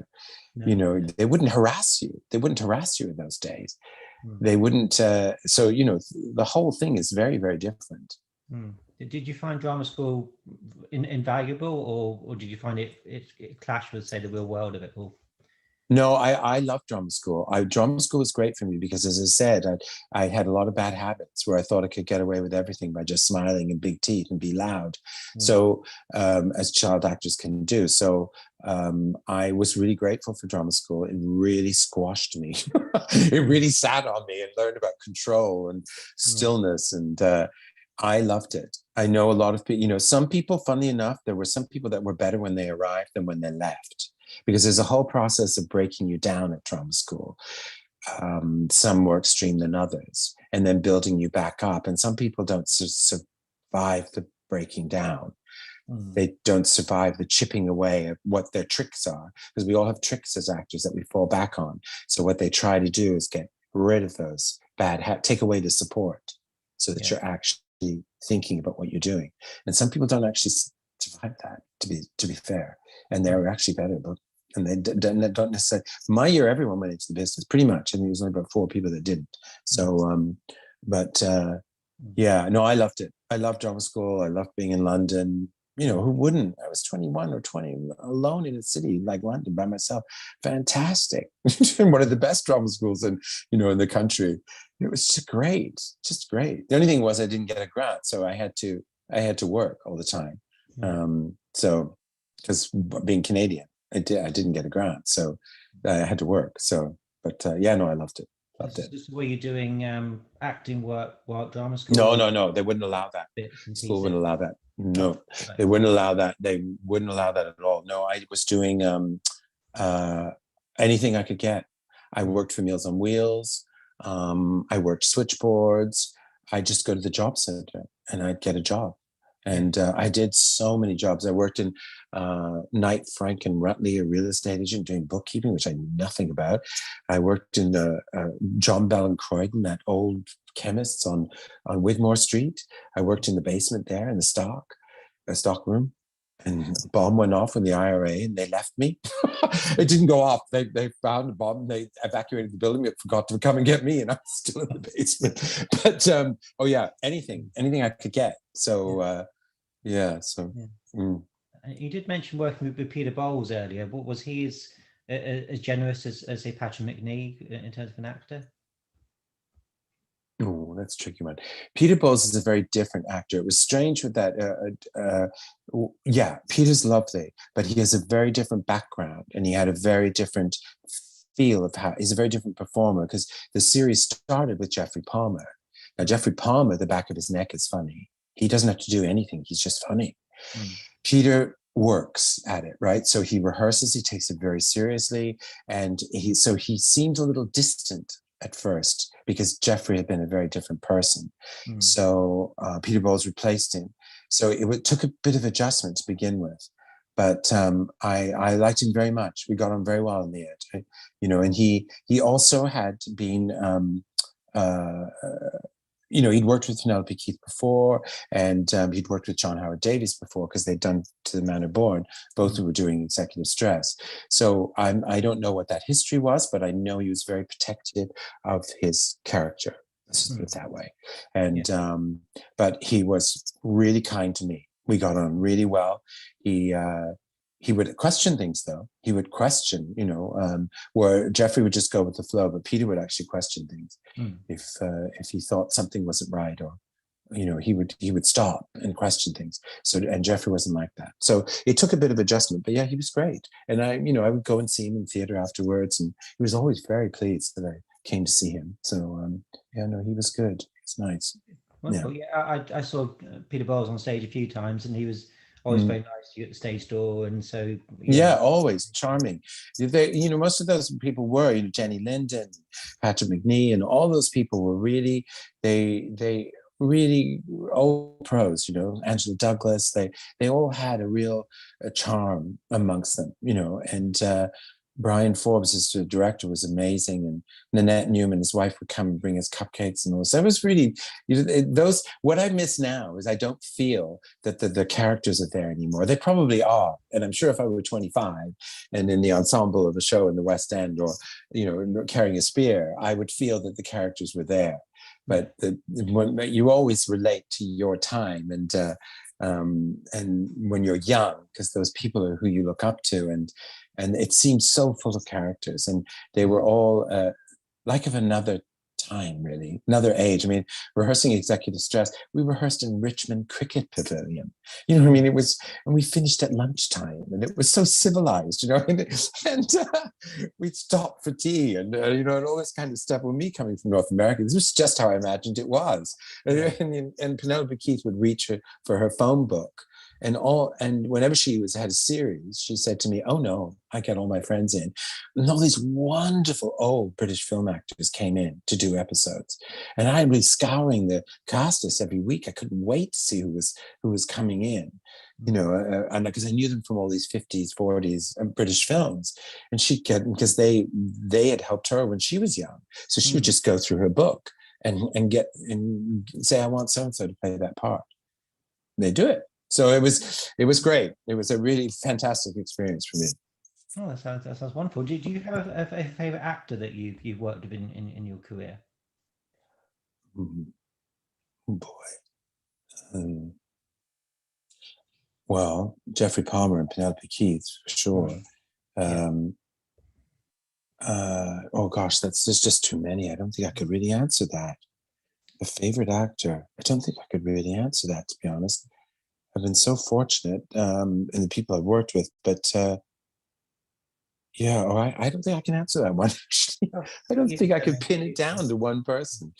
So every experience has been so different. It's. I was just thinking about, like, Richard Gere was lovely. He was so nice to me. Hilary Swank was great. Yeah, it'd be really hard for me to pin one person down. Did you ever get starstruck or anything because of being a fan of, or people? Well, when I was younger, I didn't understand that being energetic is not necessarily a great thing. So when you audition for a film, it's sometimes better to say very little. It's sometimes better to not talk too much, to just. But I was young and energetic, and you know, and I remember going for Aliens, the film Aliens. And I went in and I said something about Sigourney Weaver, and the producer's face just froze because they thought I was some sort of crazy fan, and the audition was over. As far as they were concerned. I mean, I did carry on auditioning, but the audition was over as far as they were concerned. They can't have that on set. They can't have somebody being starstruck. There were some people that disappeared from shows and from the pilot to the actual series version, and people would say, I have to have people around me that I feel can support me, you know. So, and you know, it's like when an actor puts together a show reel, it's often not your best scenes, certainly not in North America. What they want to see is that I can hold my weight against Michael Sheen, and I can hold my weight against Toni Collette. And it doesn't matter that that character is rather, you know, dry and doesn't really, he's just giving you plot. It doesn't matter. The point to the American producer is he's not going to fall apart when he's on set with Hilary Swank. That's what we want to know. That's all they want to know. They don't want to know how good an actor you are. They want to know that you know how to behave and can carry your own weight. So I often say to actors, you need more than one show reel. You need to put, you know, TV stuff and comedy stuff and have a drama reel and separate it, because a reel that just with, you know, my first, well, not the show reel I've got now, but the one I had before, it opened with Terry Hatcher shooting at me. And so immediately they knew I could do all those TV movie things, right? All those TV movies, women in peril movies, as we call them in Canada. And, you know, I've done tons of them. So, well, not tons, but quite a few. And so it's how you promote yourself is really important as an actor. And it's not always about you, about how good you are at crying or laughing, or they're not really concerned with that, to be honest, in a lot of times. Unless you're, I suppose a lot of your favorite productions comes down to the director as well you're working with and how generous they are, and if they're an actor's director. Or do you have a favorite director that you've worked with? Oh, I loved working with Peter because he trusted me 100%. Peter Richardson was great. Brian Forbes was great. I worked with a director over here several times. What is his name? Why am I forgetting his name all of a sudden? Let me see if I can find it here in front of me. Anyway, Alex Chappell, who's great. I did two films with him. He's really, really good. Gail Harvey, there's a female director called Gail Harvey. That's something that's changed in the industry. We're finally getting more women directors. I mean, when I looked at my credits at one point, I thought I've done 70 odd films and TV shows, and I've only worked with 5 women. There's only been 5 women, but that's changing fast now. That's really, and I'm glad about that. Mira Nayar, who directed Amelia, she was great. Paul Greengrass. There's so many really good directors. I've never really clashed with the director. I've never really had a bad experience. I've had, you know, more in theater than in film and TV. But I've been lucky. I've never really had someone that I haven't got on with on set. Yeah. And in terms of future, would you like to come back to the West End stage and to do more theatre work? Or? I'd love to do a play. There's a possible adaptation of a Jules Verne thing. I've done the first workshop for it, and I'm hoping that that's going to go ahead. It's with a company that I've worked with before that's done quite a good success. So they'd probably do it small at the Arts Theatre or something like that.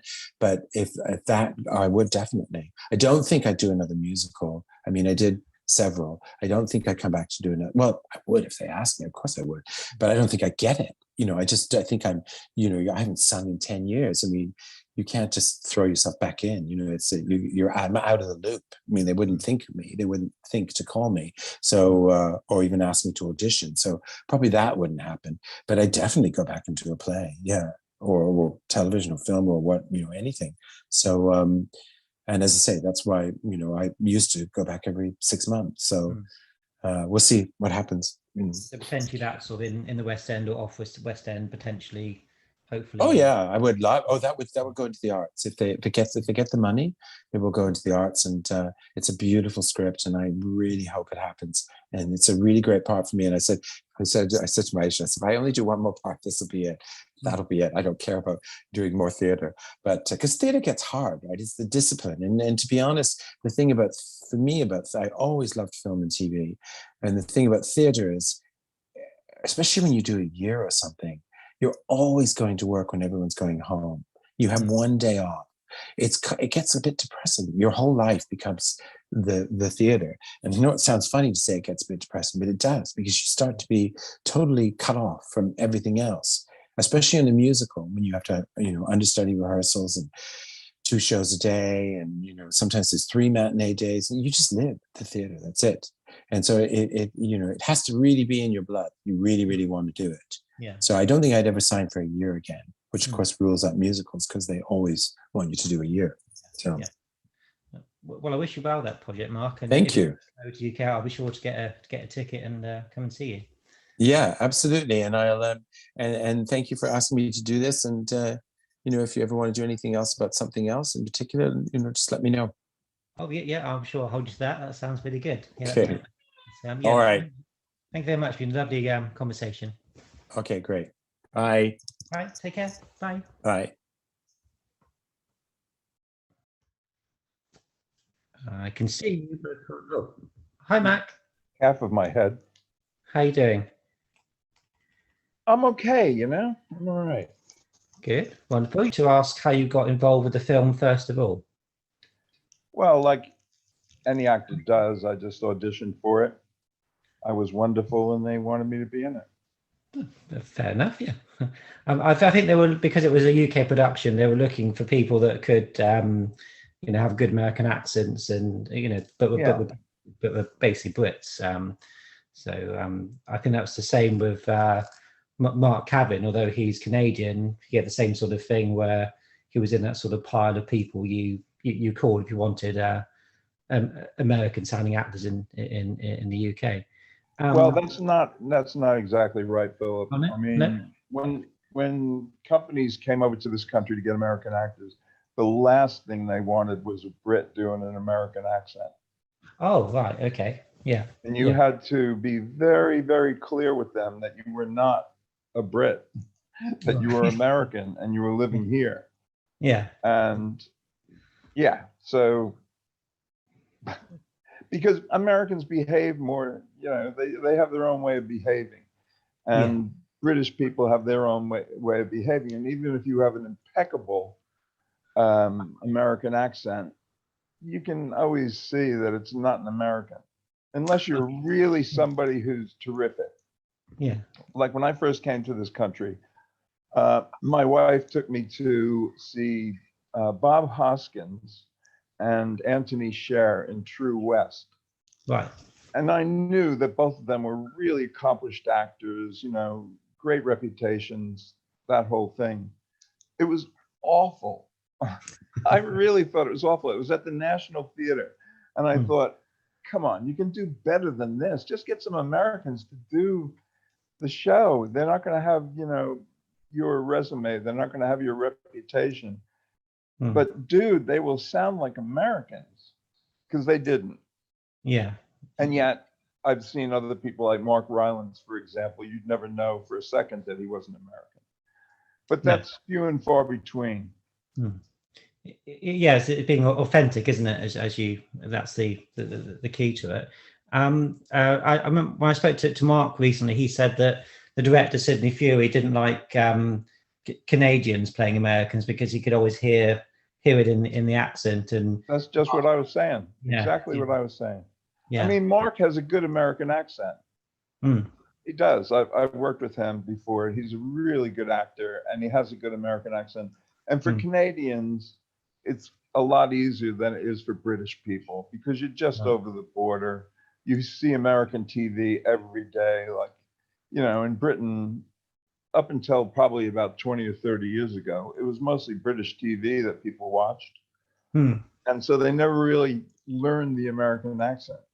Yeah. Never got it into their bones. Whereas with Mark Caven, yeah, he did have it in his bones. Yeah. I think he was very proud that he did full Sidney Furie, and he never found out. Apparently, he was Canadian. So yeah, that's because he's good. Yeah. So what were your? I believe you have a good story from Superman 4 you'd like to share us. So yeah, well, it was fun. The whole shoot was really fun. We shot in Milton Keynes in a disused lime quarry, and Gene Hackman was there, John Cryer was there, and Brad Lavelle and I played two hick cops, guards, prison guards on the chain gang, and we had a good time. But this one scene, really, I think we were only there for a couple of days, but this one scene was us. Well, all right. Do you know the film pretty well? Pretty well, yeah. Okay, you know how the car goes careening off a cliff, smashes to smithereens, and then we come climbing back up, Brad and I, and we're smoking, our clothing smoking, our faces are black and stuff, but we escaped. Comedy. Okay. So you always shoot out of order. You very rarely shoot in the order of scenes. So we shot the bit where Brad and I climbed up over the cliff edge. And that was all great. He liked that. And then we had to change into clean uniform so that we could do the bit leading up to us getting into the car, which is the next piece of scene that we're going to do. Yeah. So we did that. We got in our uniforms, and well, like I was talking to Sydney about how we were going to shoot this scene, and kind of in the background over our shoulder, I saw that the stuntman was standing there waiting for the props guys to put the dummies into the car, because when the car goes over the cliff, obviously it's not going to be people in it, because this is a deep limestone quarry. I mean, it's like I would say it's probably about 50 feet down, right, where they're setting up cameras. They're setting up all the cameras and lights down there to get this car as it comes over the cliff, see it, going over their heads, and they're coming down. The camera will catch the car coming right down with our dummies in it.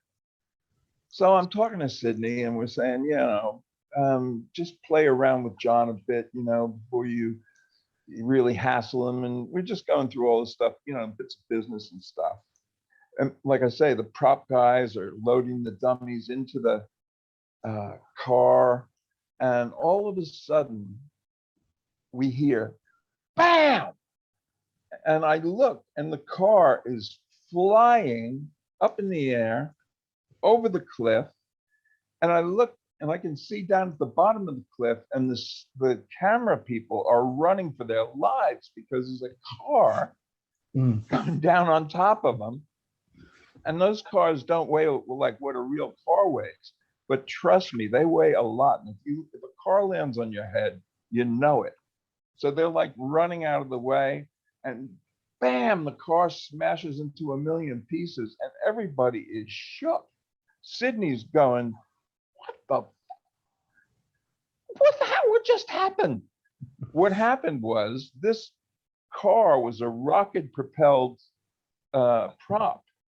Yeah. It wasn't like, they didn't have a catapult or anything. They had a rocket in the sucker, and it went off prematurely. The last prop guy had crawled out of the car after setting the dummies with about 30 seconds to go before this thing misfired and sent the car careening over the cliff. And that was $25,000 worth of car, which just smashed into smithereens. So he was not best pleased. And also, luckily, they had another car. They had two cars, because you usually make two of everything, because that kind of stuff can go wrong. But that was a huge mistake. I've never been on a set where something like that happened. Not that big. No. Well, Superman 4 is, as you may not know at the time, but certainly since, it was a very controlled production. There wasn't much money involved in the film, and whether or not there was a couple of corners cut, which might explain. That could be. I didn't know that. Yeah. I mean, you could tell there wasn't a lot of money in it. You know, you could just, you get a feel for that, and you knew that it was a bit of a cheapo, but I didn't know that it was like known for that. Oh yeah, I think on another sequence, a stuntman doubling for Christopher Reeve broke an arm. Somebody's wires snapped, broke both heels. Certainly ended his career, and I know that much. He wasn't able to work afterwards. Yeah. Basically the budget was supposed to be about 35 million, which is normally what a Superman film about those days cost. Canon ran out of money, or diverted it to other things, and they only had half the budget. So that was, of course, a major problem. But I take it, when you heard the words, you know, Superman, you expected quite big things, and to suddenly be on a cheap film, that must have been quite surprising. Yeah. Yeah. Like I said, I didn't realize that it was that cheapo. I thought it was just, you know, I knew it wasn't like a blockbuster throwing money. Like, I did Batman, and Batman, you could smell the money all over the place. The sets were beautiful. They were, you know, you could walk in some of them, and they were interiors as well as being facades. You know, all the costumes were absolutely fantastic. You know, no corners were cut on that. And so you can really tell when the corners are being cut. Oh yeah. You know. I mean, what was Sidney Furie like to work with? Was he a good director from your point of view? Yeah, he was. I mean, he was like a real kind of, you know, I've directed 800,000 films, and yeah, I know what I'm doing, and I just want to get this done. He probably wasn't having an easy time on it either, because when you cut somebody's budget, you're into production, and you know, you thought you had 35 mil, and all of a sudden they say, well, it's not exactly 35 mil, it's more like 15. Yeah. Then that's going to piss you off. Oh yeah. You know. And Sidney Furie shared a trailer with Christopher Reeve just to save money. Really? There was lots of things. Oh, that's great. Sadly, they tried to get Gene Hackman to share my trailer, but I kicked him out. I mean, was he quite an amenable person? Was he nice, Gene Hackman? I didn't have much to do with him, but when I was getting fitted for my costumes down at Angels, I came out, and coming towards me up the path is Gene Hackman. So he's coming towards me, and I said, "Hi, Gene. My name's Mac. I'm going to be playing one of the prison guards." And he goes, "Oh, really?" And just walked by me like, pooey. So I couldn't say he was amenable. And you do share. There is at the end, Christopher Reeve turns up, dropping Gene Hackman off. Did you get to meet Christopher Reeve at all? No, he wasn't working when I was. Yeah. John Cryer wasn't. John Cryer was great. He was really lovely. Yeah. I get a sense he was quite larger than life, sort of typical Hollywood sort of personality. Is that fair? Or who? Cryer? Cryer, yeah. No, not really. I mean, to me, typical Hollywood personality is more like Gene was, which is like, you know, I'm over here working with the B team, and you know, I don't have a whole lot of respect. Whereas people usually in smaller roles just know that you're actors who ended up living in England. Yeah. And you know, they're just normal people. They're not Hollywood. No. You know, we did Memphis Belle, for example. And Memphis Belle was filled with great names, John Lithgow and David Strathairn and Matthew Broderick. You know, there were loads of people in it who were really well-known Hollywood actors, and they were just normal. They were really nice, really human beings. You know, we all hung out together, ate together, played Scrabble together. John Lithgow kicked my ass in Scrabble. I have never been that humiliated in a Scrabble game. The guy is a genius.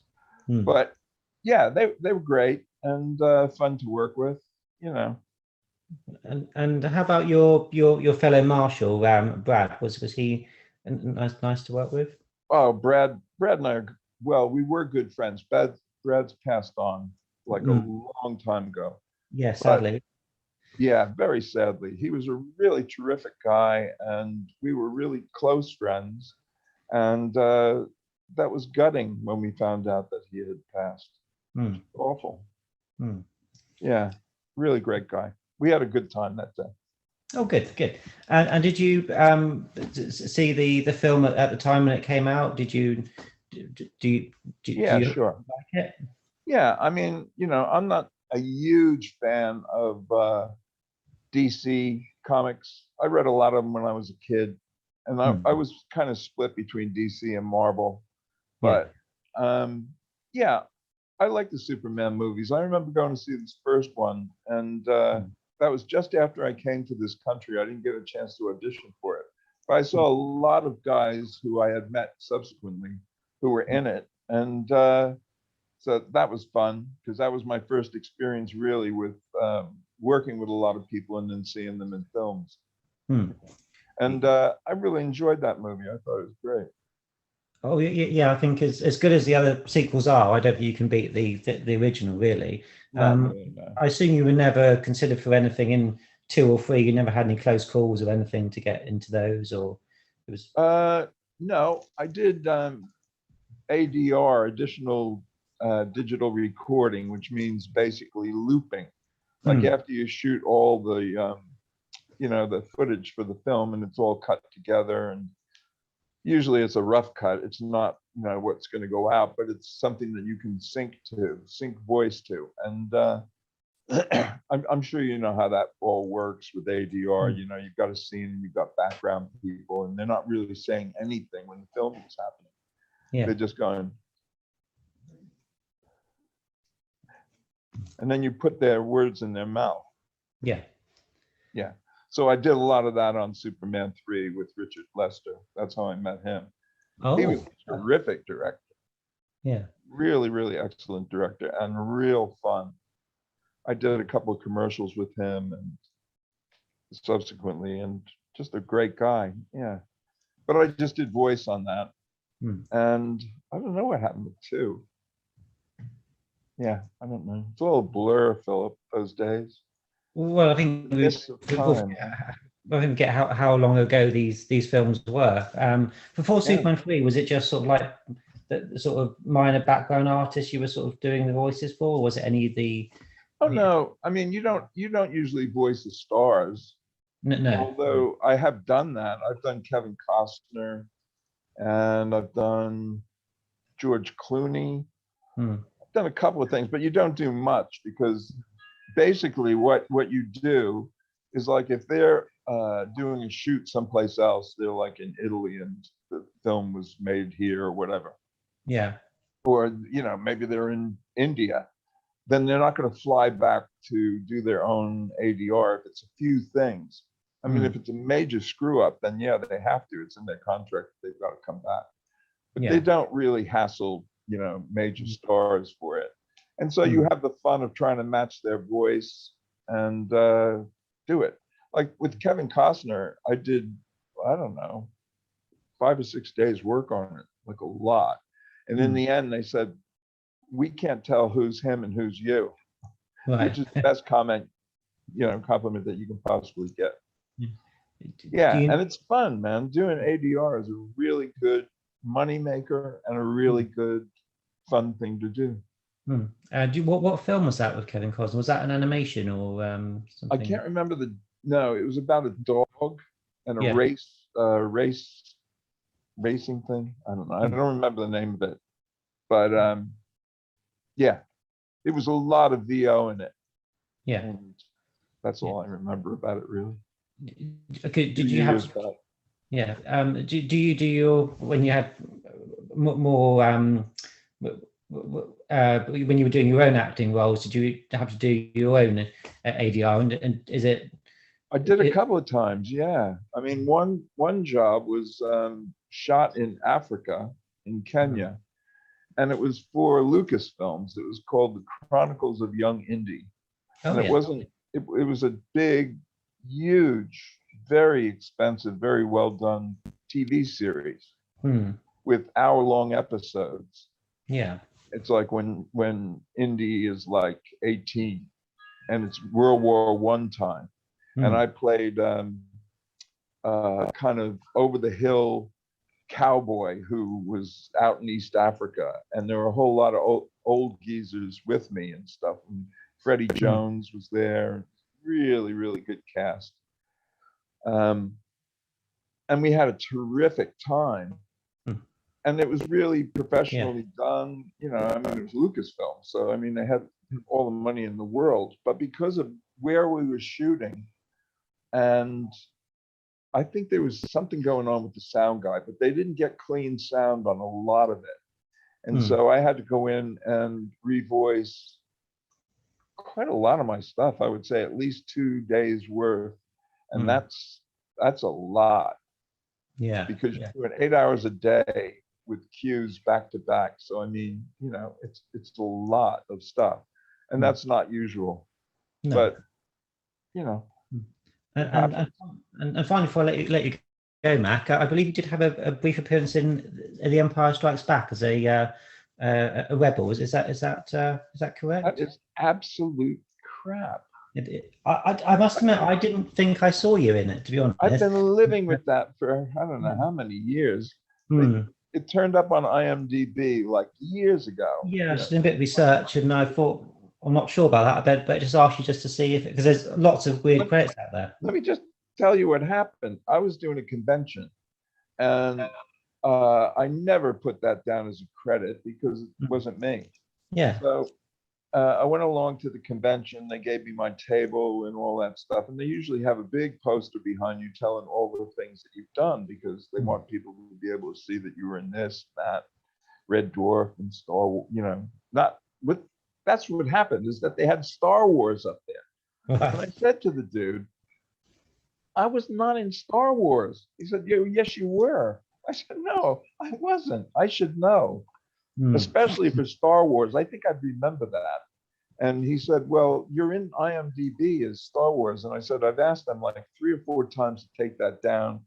They always take it down and it always goes back up in about a month. Right. And he said, well, okay, then I'm going to have to take it off there. And I said, please take it off there. It's embarrassing. That day, somebody came up to the my table and wanted some memorabilia signed. And he handed me a DVD of that episode of that film of Star Wars. It was Star Wars, right? It was the first one. Yeah. And they had a picture of me in one of those pilot's outfits, the orange, you know, the guys. And I said, holy shit, that is me. It wasn't me, but it was somebody who looks as much like me as I've ever seen. I bought it. I really thought it was me. So I forgave them everything because it looks like me. Yeah. I'll take it. Yeah, sometimes I get it really wrong, and sometimes it might just say somebody's got a doppelganger.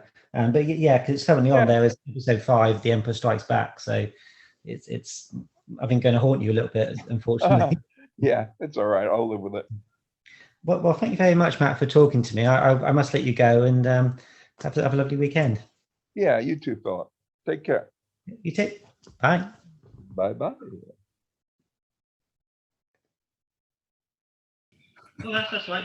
No problem at all. Just happy to see you. So that's fine. Thank Well, you. it's nice that I was able to catch you. Deleted scenes. That's it. Yep. Oh, yeah. Poor Mark Rosenthal.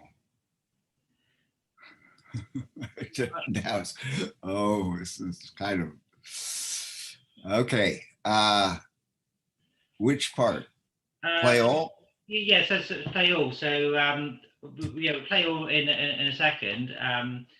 So has it been a while since you've actually watched the deleted scenes, or have you do you recall watching them before? Boy, a long time ago. I mean, it was such a kind of traumatic thing. I don't not in an awful way, but I don't think Gene Hackman's got as a deluxe edition. No, I wouldn't have thought so. God, I don't even remember these. Oh, oof. I know there was a lot of excitement among Superman fans when we knew these scenes were finally going to see the light of day. Because obviously, much like Superman, the Superman 2, the Donner cut, when Richard Donner did his version of Superman 2, because obviously he was fired from Superman 2, so there's much excitement to see his scenes. And I think the second thing that Superman fans were equally as keen on was to see this footage.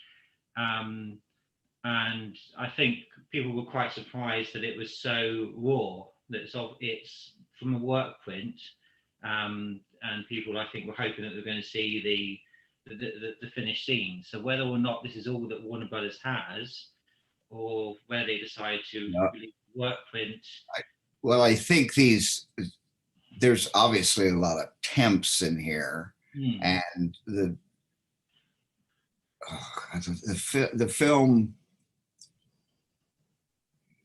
was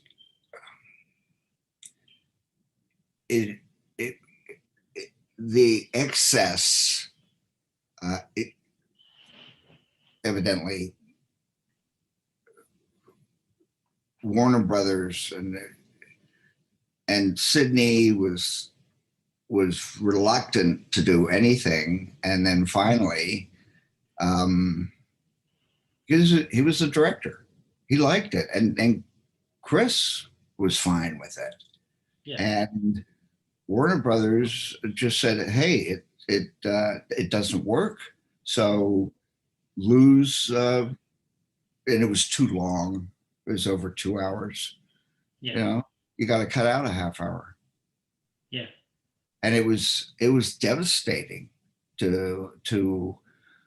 I mean, I had a group of people who had worked very, very hard to overcome with no, kept cutting the effects budget, and they kept cutting everything.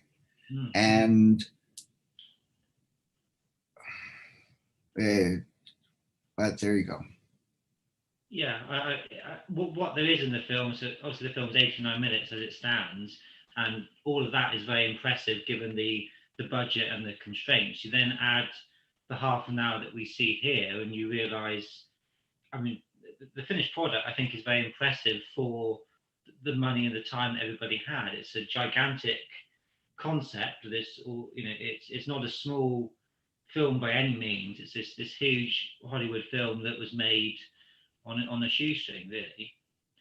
Yeah, and basically, Golan Globus had lied to the studio. They'd said, "Oh yeah, we can make it for nothing," and then they just went and started writing checks to themselves, basically, producers' fees. I set up Olsen, Lane and White with the help of incredibly talented people, and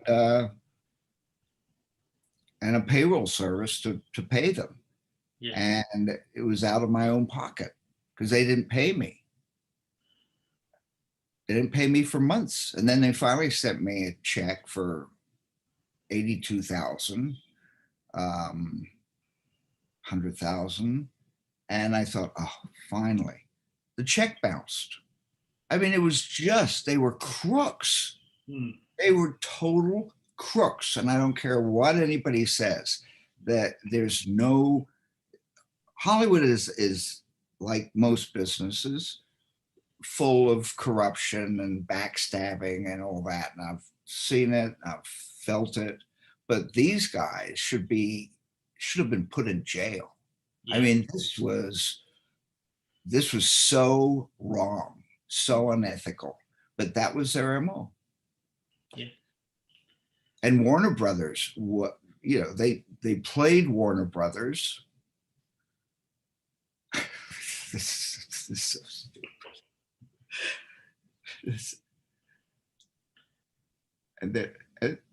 And Gene Hackman and John Cryer were absolutely troopers. And like all good actors, also the Clive, Clive Mantle. yes, gave it their all. They didn't wake up in the morning and say, well, we're going to go in and do a half-assed job. We're going to go in there and we're going to commit. And it's very difficult to be an actor. Everybody thinks, oh, it's all, fun and games, autographs, sunglasses, premieres. You deserve every penny you get, and nobody resents it. At least I didn't. No, I think anybody that knows what an actor has to do and the long hours and the dedication, I'm sure, as you say, they do earn every penny of what they get, and certainly if a film's successful, they've earned the money because they've made it for the studio and everybody. Once you make a deal, you make a deal. And I'm sorry, but Disney has got to honor the deal they made with Scarlett Johansson. Yeah. Even though, because of the dreadful COVID-19, they couldn't fulfill, at least according to Disney, the fact to give it a release. Yes, you could. I don't care if you release it in empty theaters. You got to honor. You got to stand up and honor the contract. Yeah. But then, if I may say to anybody who's listening, Disney is not the same company anymore. No, I don't think it is. It's shameful, and they should take the name off the water tower. Just the water tower on the lot, and just say, okay. Okay. Maybe I'm on. I was going to say, Harrison, what do you think is responsible for that change in Disney? How has it become? It's been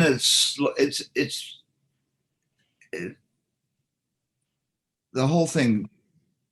If you try to trace it back to the beginning, it's just been a bit of a slide since December 5th, 1966. And that was the day Walt Disney died. Yeah. And he had no heir that he designated. So who were the first people that took over? The suits, Cardwalker, and there was the magic was gone. There was no creative influence. Yeah. Walt was unique, and it's just sad. Now it's just become this huge multinational conglomerate that doesn't understand the ethics and value in what Walt Disney stood for and still stands for to most of the world. They think, oh yeah. I remember sitting with somebody when I was doing an interview, sitting on the bench at Disneyland, and they asked me. They said, "Well, does the Disney family still own this?" They did, or something about the Disney family must not something. I said, they don't own it. None of it. There's Diane Disney tried her best and eventually threw up her hands and said, can't do it anymore. I don't want to have anything to do with the studio. Yeah. And so created the Walt Disney Family Museum, which is a wonderful place. Unfortunately, it's closed due to COVID. But she wanted to keep the legacy alive, the true legacy alive. And anyway, get back to Superman. Yeah, absolutely. Perfect. That'll do nicely. So I'll go from 5 to 0 and press play. So 5, 4, 3, 2, 1, play. So I think this is quite an interesting scene because it's obviously a little flashback to Yeah. when he's, and obviously this is shot specially because it's not, there are figures that look very similar to Marlon Brando and Savannah York, but they're not them, are they? I think it's No, of course, that's always the part of the issue or problem is that you've got to make sense of what came before. yeah. And sequels, remakes, it's tough to capture the essence. Yeah. And that's why they never really work. In my view, there's only a few good sequels. The best, and of course, everybody to agree, it's not really a sequel, it's the whole part of the film, it's Godfather 2. Yeah, Godfather 2, The Empire Strikes Back, Yeah.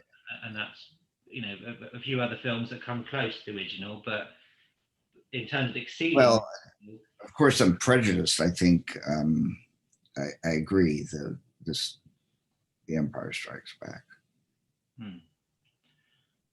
So I think it's quite ambitious that they actually sort of recreated that scene of again with a baby in the spacecraft, and obviously there's a few shots from Superman the movie, but it's clear that they have put some additional shots in because you can tell that it's not Marlon Brando in the scene because the S on his chest is different to the first film. So again, that would have been some money that could have been saved elsewhere if of course the cuts were, if people knew that it was going to happen really.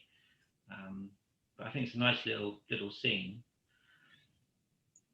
I think the scene we're seeing now might have been cut for perhaps a sensible reason, in that this is, I think, takes place a couple of days later after Jeremy has written a letter to Superman, but everybody's wearing the same clothing.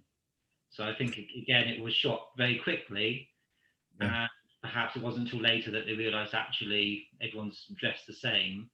So maybe there was the argument to actually take the scene out because of that, really. But I think it's a good reflection of how tight the money was, that there wasn't time just to do. And it was a combination.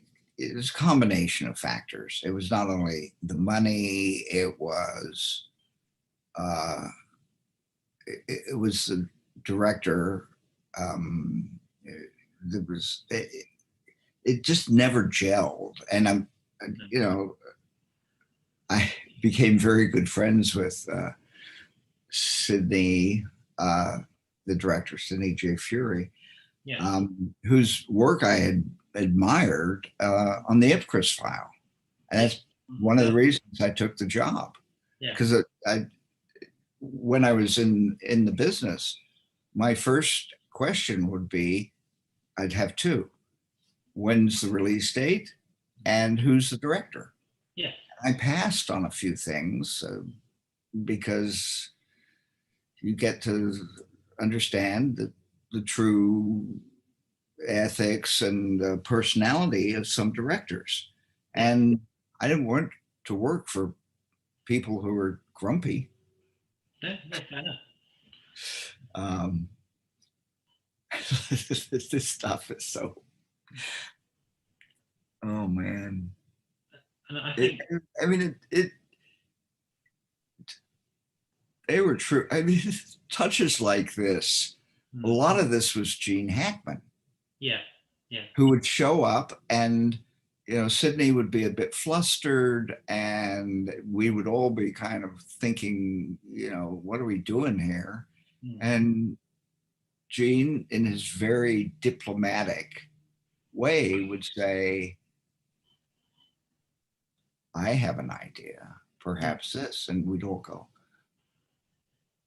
why not? Yeah.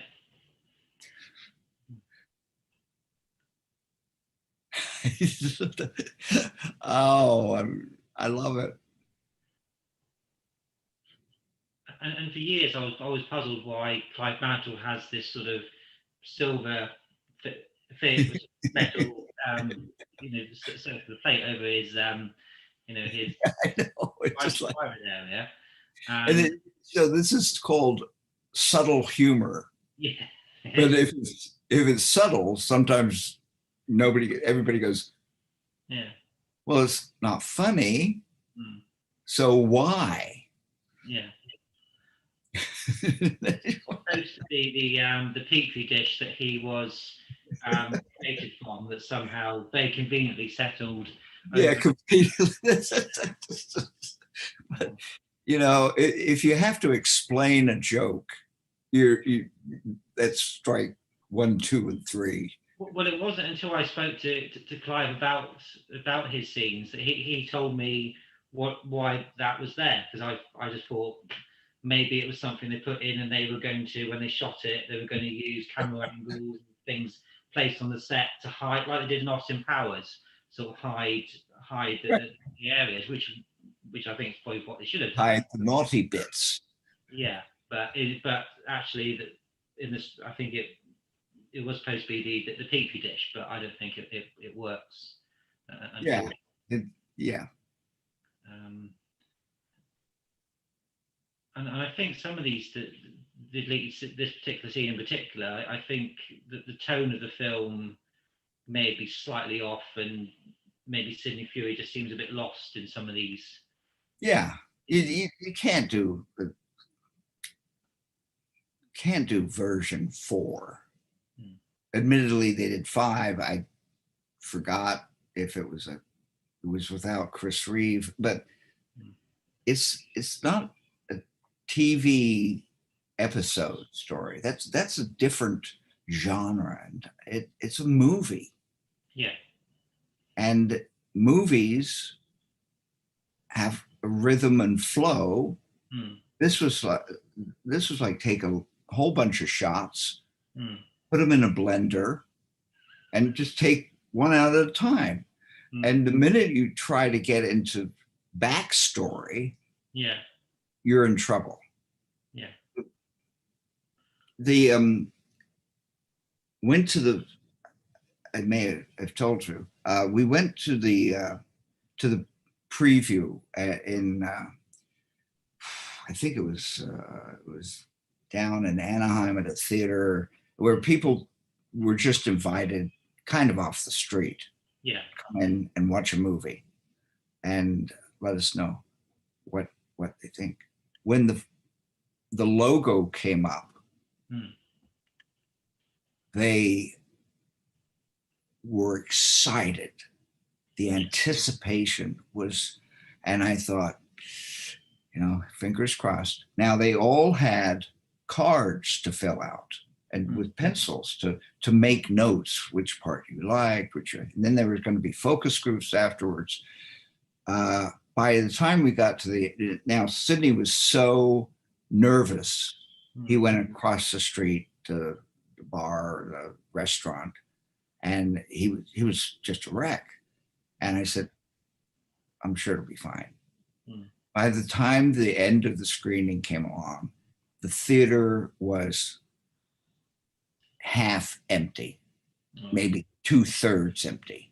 And people were annoyed and they started throwing the pencils at the screen.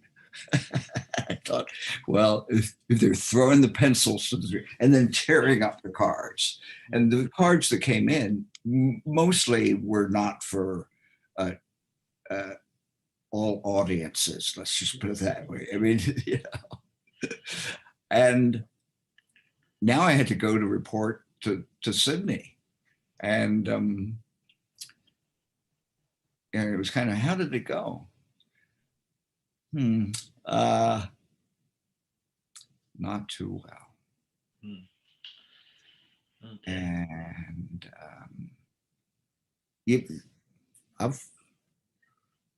I've worked on bad films. Nobody goes into it expecting it to be bad. No, of course not.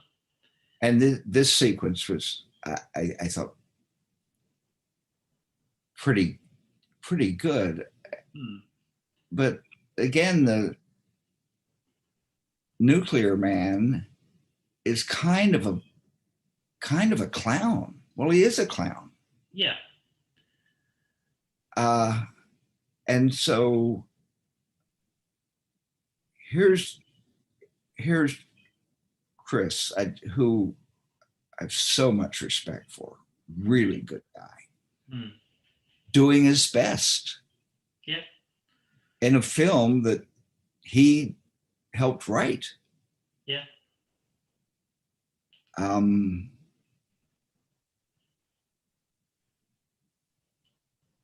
I think you're right. There is some very good bits in the sequence. I think when they are either each side of the cars and the cars are crashing, that's quite a good effect. I mean, it's a bit ropey here and there, but it is pretty good. And the shot of the sort of wide shot of them both coming together with the cars in the background, I think it is done very well. So there's bits and pieces.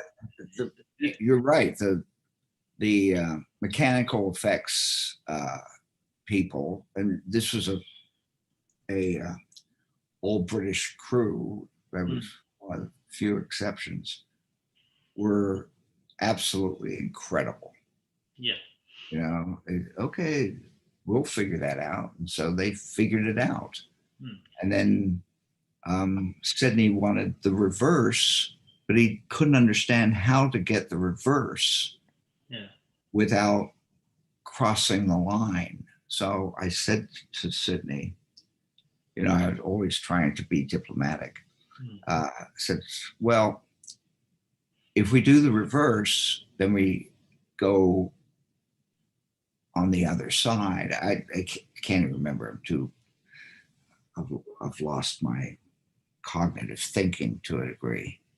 And so he looked at me and said, cross the line.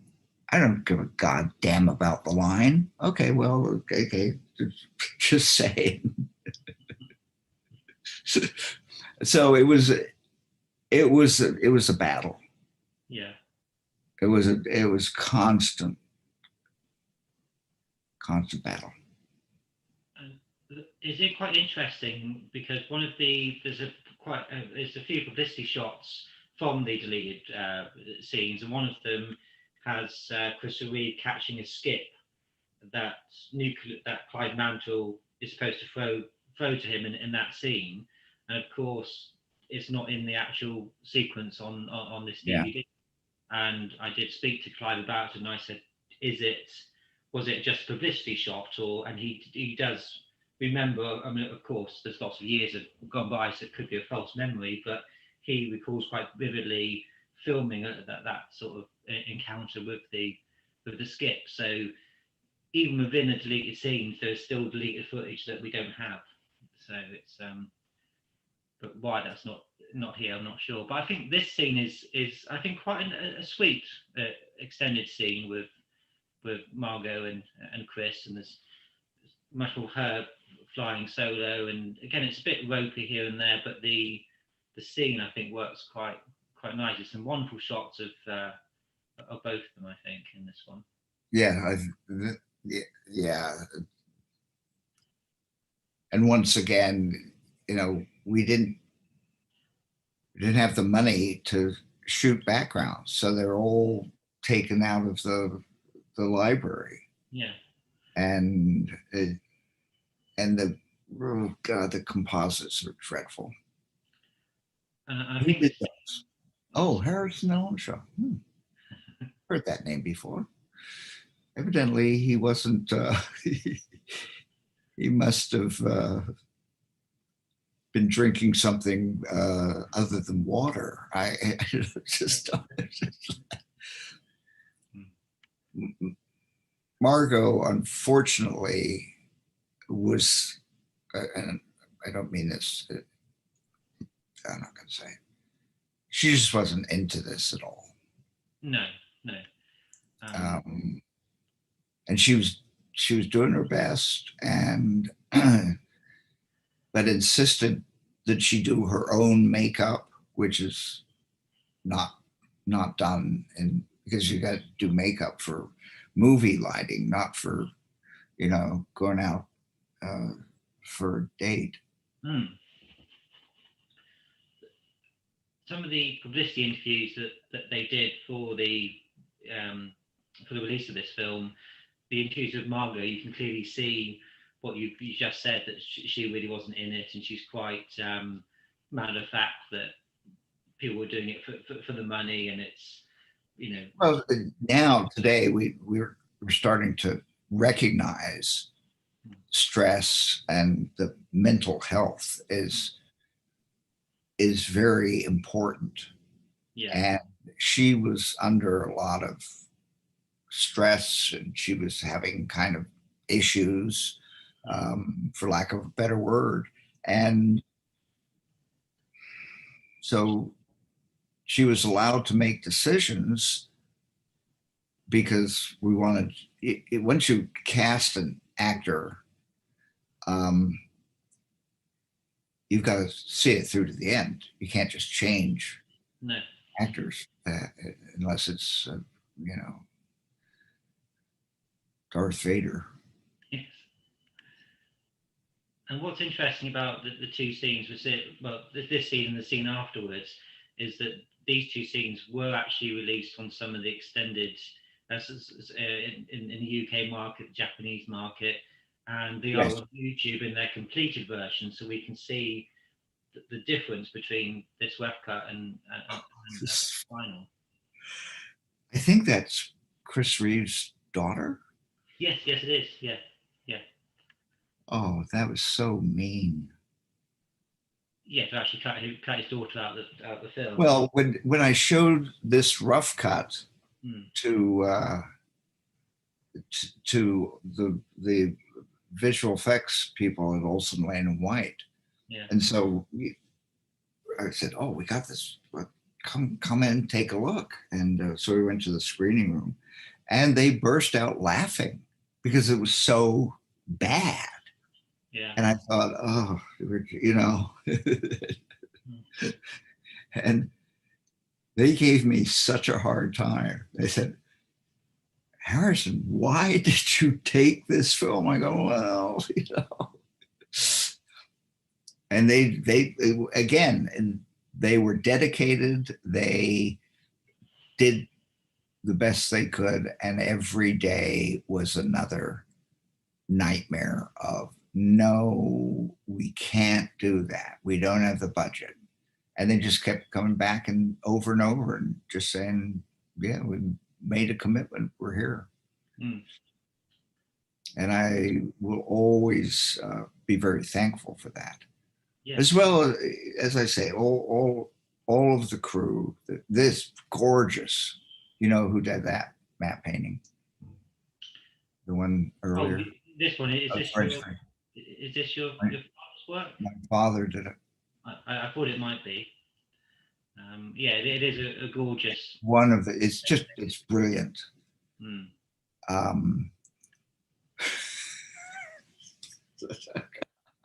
So you've got these wonderful shots of, like your father's matte painting, and then we're back to these very sort of ropey shots. So it's a real mismatch, isn't it?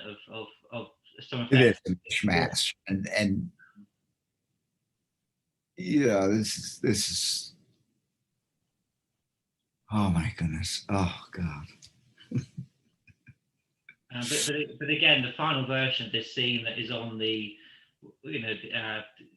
what was on the VHS. Which once again adds to the confusion.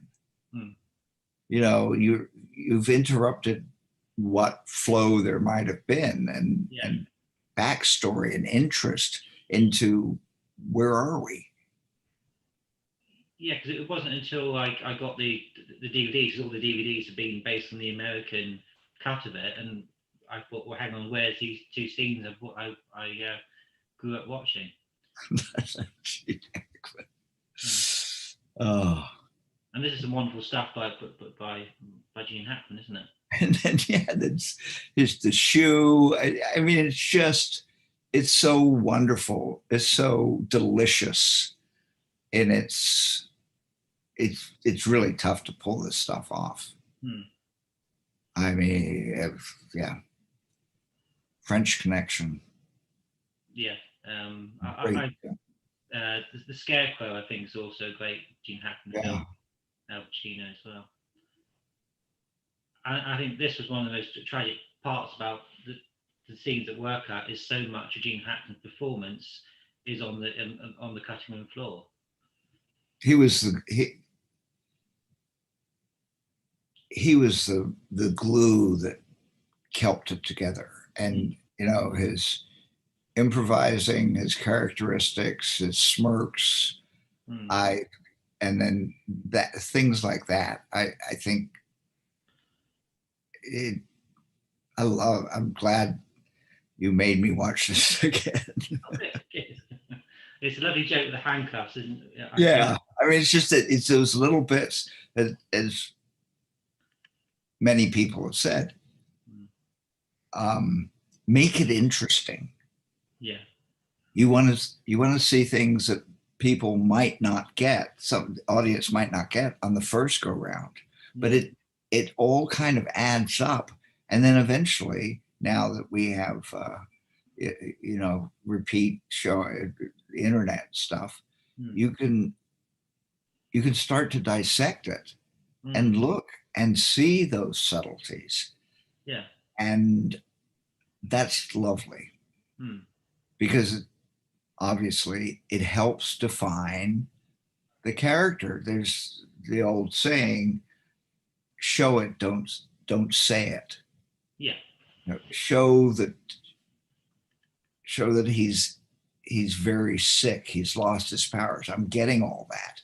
It's not like, I feel crappy, I don't have my powers anymore. And he's got to pull off. And this is such a good scene, isn't it, by Christopher? It's heartbreaking.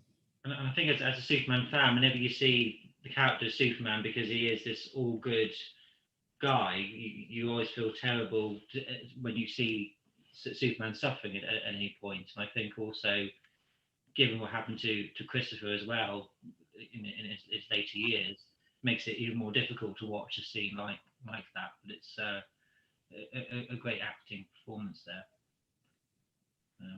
I did hear that there was perhaps worried about, because I think at the time that the AIDS crisis was very much in the headlines.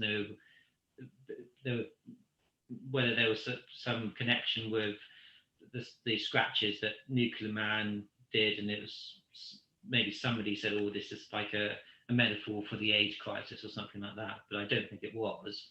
But that, I think, is just something that Futai read too much into it, really. But it's something that. Yeah, well. But I think fans sometimes, you know, I think what did Freud say? Sometimes a dream is just a dream, or something like that. You know, sometimes, you know, things are just, we tend to overanalyze things sometimes, I think.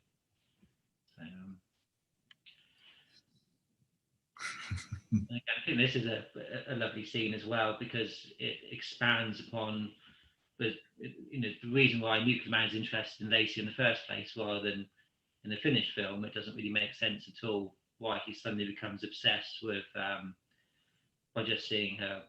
Well, trying to make sense of something that doesn't make sense is a fool's errand. Yeah. And you know, the whole Nuclear Man concept was just overwrought.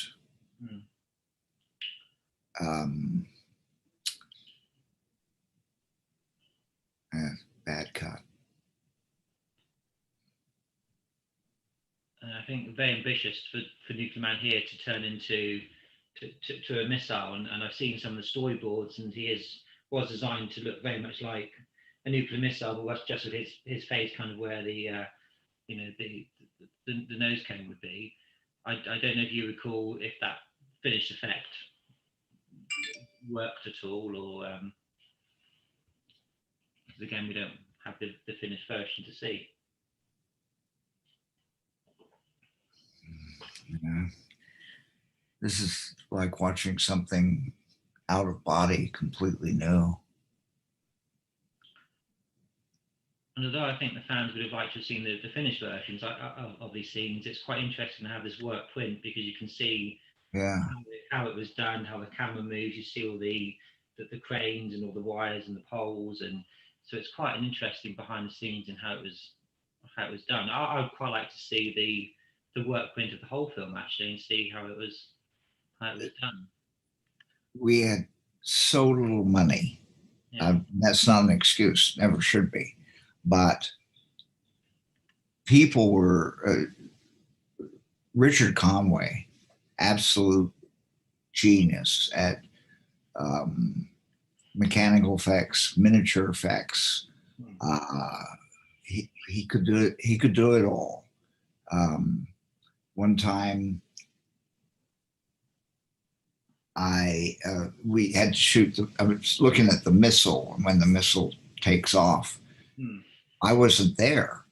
Yeah. I was back in my office because I said, "Okay, we'll shoot it at magic hour. We'll wait until so you get the feeling of overcast and all that kind of stuff." Yeah. And the time was right, and so Richard turned over camera.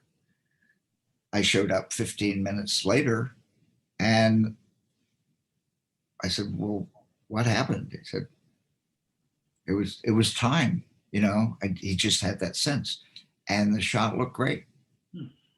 So you've got to have this kind of melding with all the circumstances, and he was, well, he worked on Brazil. What more can I say? Great stuff. And only one of the rockets fired. So, well, that's good enough. Okay, well, why only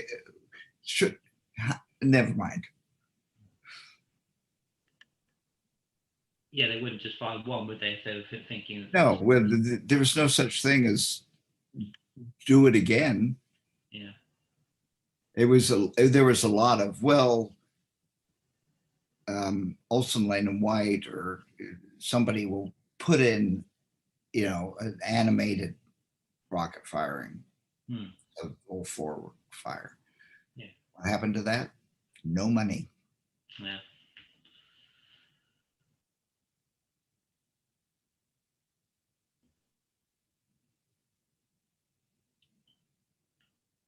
And all the black bars that we're seeing along these scenes, is that to time it with? Oh, that's indicate a fade in or cross dissolve. So sometimes, every film has a lot of, even in those days, a photo reel that, would have fade ins, fade outs, and cross dissolves. Now, it's, as with everything else, it's a matter of timing it. You've got to keep you fade in slowly and fade out.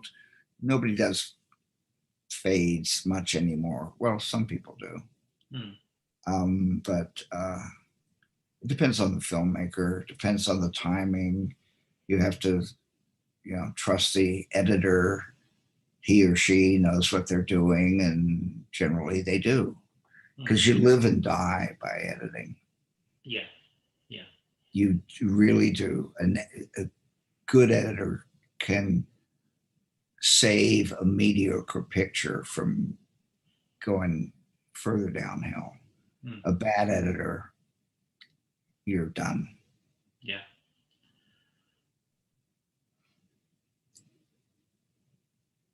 So all the Look at this. Look at this. Yeah, it doesn't. Oh, I forgot. It doesn't quite sell with the Great Wall, does it? Really, unfortunately. Yeah.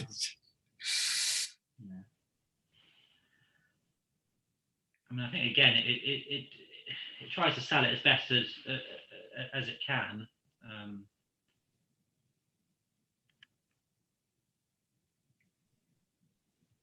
Well, you're right. It's a mishmash, and we, of course, see these out of context to a degree.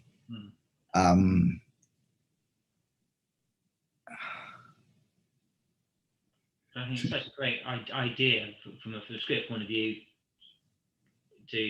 for Superman for the eyes of a child to see that there is no borders, that we are one planet, and it's a very nice message that the film has to try. Yes, it's admirable. Mm. Is Superman so powerful? Why can't he end war? Mm. Which, good point. Yeah. Oh, I love this sequence. Sorry. No, I do as well. I'm patting myself on the back. Even though the dialogue is not good. I suppose one of the criticisms I think that fans have had is that he hasn't got a spacesuit on and Lacey breathing in space and all that sort of thing. Yeah. I think. Well, you'll believe a man can fly, and that there is oxygen in space. Yeah. Not many people know that. Well, I think it's always as a fan you can if it works, if you can make a logic in your own mind as to why something is happening. So you think, well, okay, Superman generates a bubble of oxygen around him or heat. Yeah. Well, we had the same issue in the black hole. Mm. You know, when they're going from one place to another, and the meteor's already hit, and theoretically everything should disintegrate. They should all die. No. And I would say to my father, I said, how can they breathe out here in space in the black hole? And he just looked at me and said, well, not everybody knows that black holes have oxygen surrounding them. I go, oh, okay. But you've got to suspend your disbelief. Yeah, you have to. Because it's a movie. And that's why, there's so much on social media these days, the questions, all this stuff. And then I rarely get involved. But somebody asked me, "What? How come you don't?" I said, "Okay, these are called science fiction movies. Yeah. If it was regular science, it'd be 2001. Yeah. Which even then is, it's a great movie. I just blew me away when I saw it because it was so accurate. And Apollo 13 is brilliant. Yeah. So you want the movie, you want to see the movie, and you give it 2 minutes, 5 minutes, and if it's still working, you just give yourself up to it, and you embrace it, or the movie embraces you, and you go, this is going to be great. I didn't see Star Wars until it was finished, and George had high hopes that it would do Bond type business. And I was working on shots that I didn't know where they went or didn't go. And going to that first cast and crew screening within just a few minutes, you just go, oh, this is going to be great. Now, the filmmaker, the writer has to come through. They've made the promise. And unfortunately, in Superman 4, that was a given because it was a sequel. Yeah. And people wanted to love it. And then it just betrayed them massively. Yeah, I think that's a good way of putting it. So what was it like to see those scenes again? Right. Scary. Yeah. It was. I enjoyed this much more than I thought I would. I mean, there's so many mixed feelings. Of course, it's so much that triggers these memories. Yeah. And both good and bad. Mm.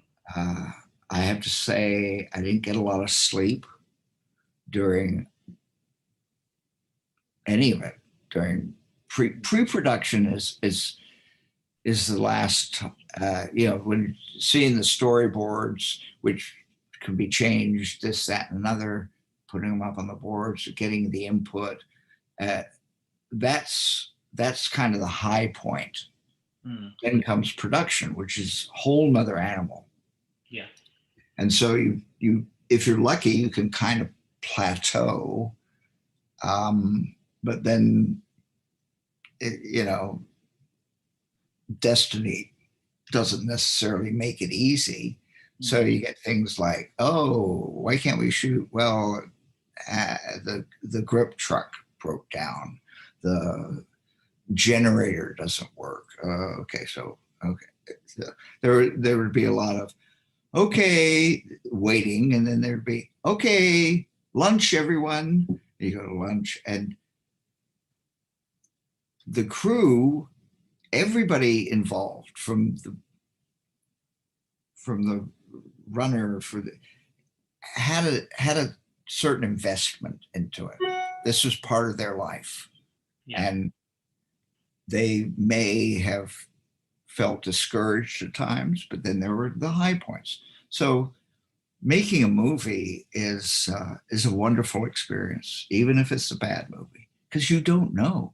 You have no idea. Yeah. I worked on Cabin Boy, for God's sakes. And I remember in the final screening, or one of the screenings, for Jeffrey Katzenberg. Now, Jeffrey Katzenberg is a well-regarded suit, or creative, and I'm sitting there, I'm watching might have been something else, and it was Cabin Boy, and the director wanted to do reshoots. Mm. He was unhappy. He said, "We're going to do this," and so the lights go up. Everybody turns to look at Jeffrey Katzenberg, and Tim Burton, the executive producer, was in there, and he knew this was not going to work. But to his credit, Jeffrey said, "Well, this could work." Mm. And I thought, good for you. It could. And I'm looking at something and go, well, it's quirky enough. It could work. And the same way I feel about Superman 4. Yeah. This could work. Hmm. And you don't wish it bad things. I mean, I was not treated exactly kindly about the effects. Hmm. And one of the most flattering things somebody said, I think in a sci-fi magazine, about Harrison Ellenshaw did the effects well. I had help, or I don't mean that in an unkind way, and the letter said it was disappointing that Harrison had done this, because it's a stain on his reputation. And I get that. It was kind of a compliment. Yeah. They're saying he fell, he jumped a shark, several sharks. Yeah. And they can't all be Howard the Duck, George. It's just, sometimes you keep willing it to be better, or to be what the intention was. Hmm. And God says, destiny says, don't think so. Yeah, unfortunately. Well, fortunately, because it keeps you honest, keeps you, don't get don't get overconfident. Never, ever get overconfident, because pride goeth before the fall. Yeah. And I've tried to instill that in my friends, in my children. You know, there's always something coming around the corner that you can't expect, because you make plans. If this happens, we'll do this, and then you never thought about this. Expectations is really hard not to have, because you want the best. You want to, especially with family, and of course, you know, going through the pandemic, right? It's the same for you, right? Yeah, absolutely. You want to be able to. Sometimes you have a better day. Sometimes you have a lousy day. Anyway, okay. Back to Superman. Yeah. So what you said about the deleted scenes. So what we saw was for 30 minutes worth of the scenes, but there is some existing footage either side of the deleted scenes to make them coherent in their place in the film. So if we take maybe 2 minutes off, that's down to about 28 minutes.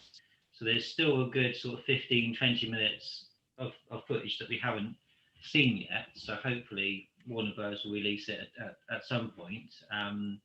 There is a scene where Clark goes and visits his parents' graves in Smallville towards the early part of the film that see, and of course all the nightclub sequence with Clive Mantle, and there's a big dancing sequence with Clark and Lacey. So that would be quite good to have. It seemed almost suspicious that Warner Bros. Released most of the scenes, but not a coherent part of it. So where they did that deliberately to avoid people doing. Well, whether it's conscious or subconscious, I will never know. But basically, when Warner Brothers just kind of wrote the whole thing off, why would we go and spend money to have somebody search through all the archival footage, if you will, because the stockholders aren't going to be happy. So what's this item on the file? And I get it. I would like to see it, but I'm not going to write a check. You know, I don't want to see it that badly. And I think there's also this whole thing of let's move on.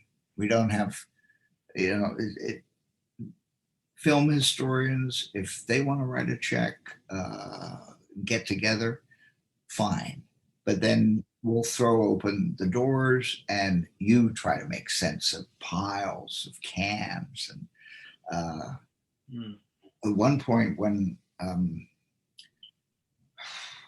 I was at Disney, so there was a subcommittee formed, in Congress to go and protect orphan films. Orphan films meaning because there's nitrate and it's turning into gunpowder and so on and so forth. Yeah. And I was given the myself and Ray Scalise, who were at the time running Buena Vista Visual Effects, the job of explaining to this group of people who knew nothing about films, like I knew nothing about government, why these orphan films that hadn't had ownership needed to be saved. And so we were given the task of making up a business plan. And about a day into it, I said, this is ridiculous. How can I choose what is a film of historical value? And one of my arguments was,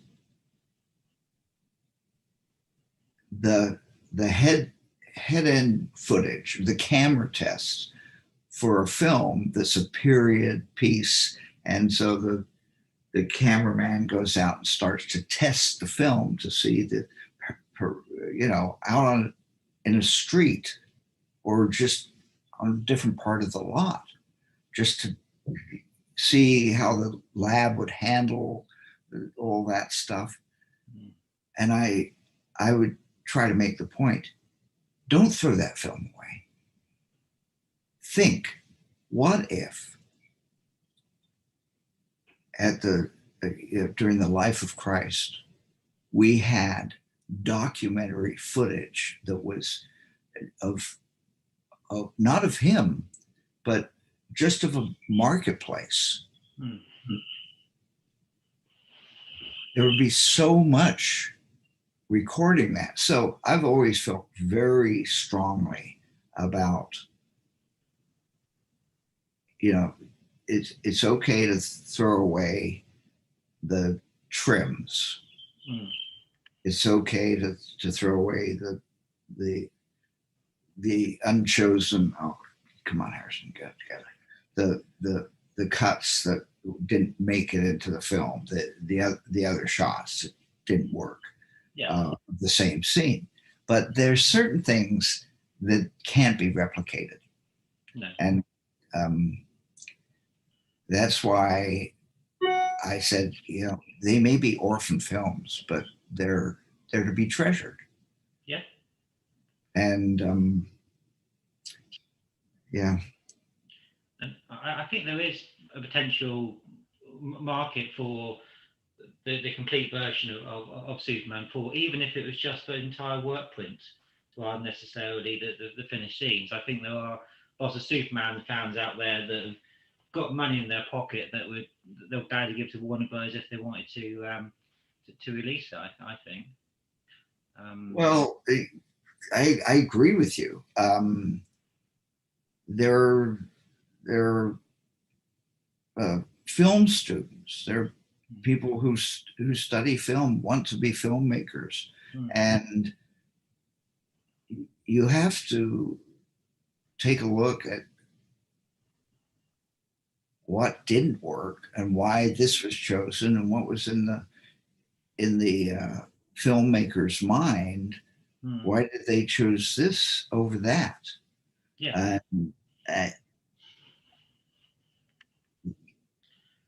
Sometimes it's just a gut feeling. Yeah. You go to some of the greats. Apocalypse Now never should have worked. No. It just seemed doomed. And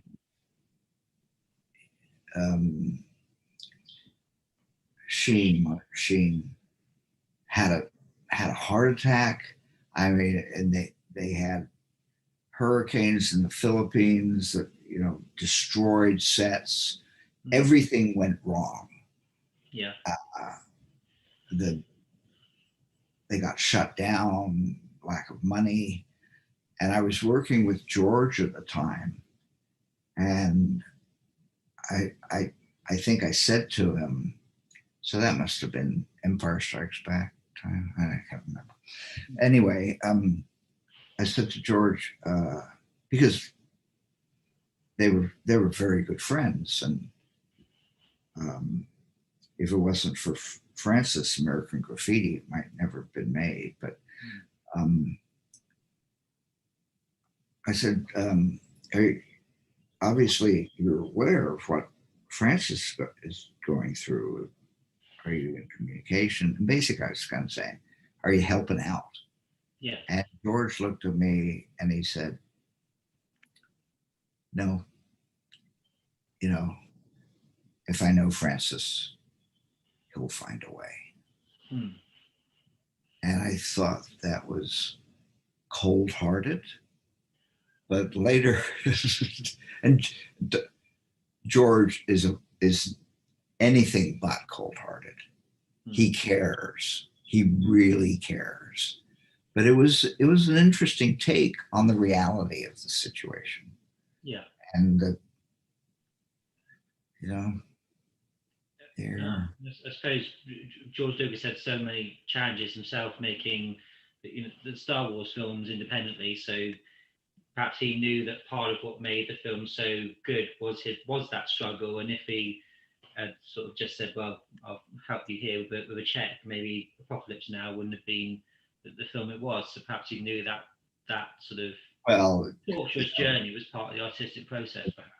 As the story goes, and I think it's true, the 20th Century Fox board of directors wanted nothing to do with American Graffiti, and they thought it was stupid. But Alan Ladd Jr. said, very quiet man, but he had great taste. And he had this certain sense. I was working on a film. I was working on The Phantom. Yeah. And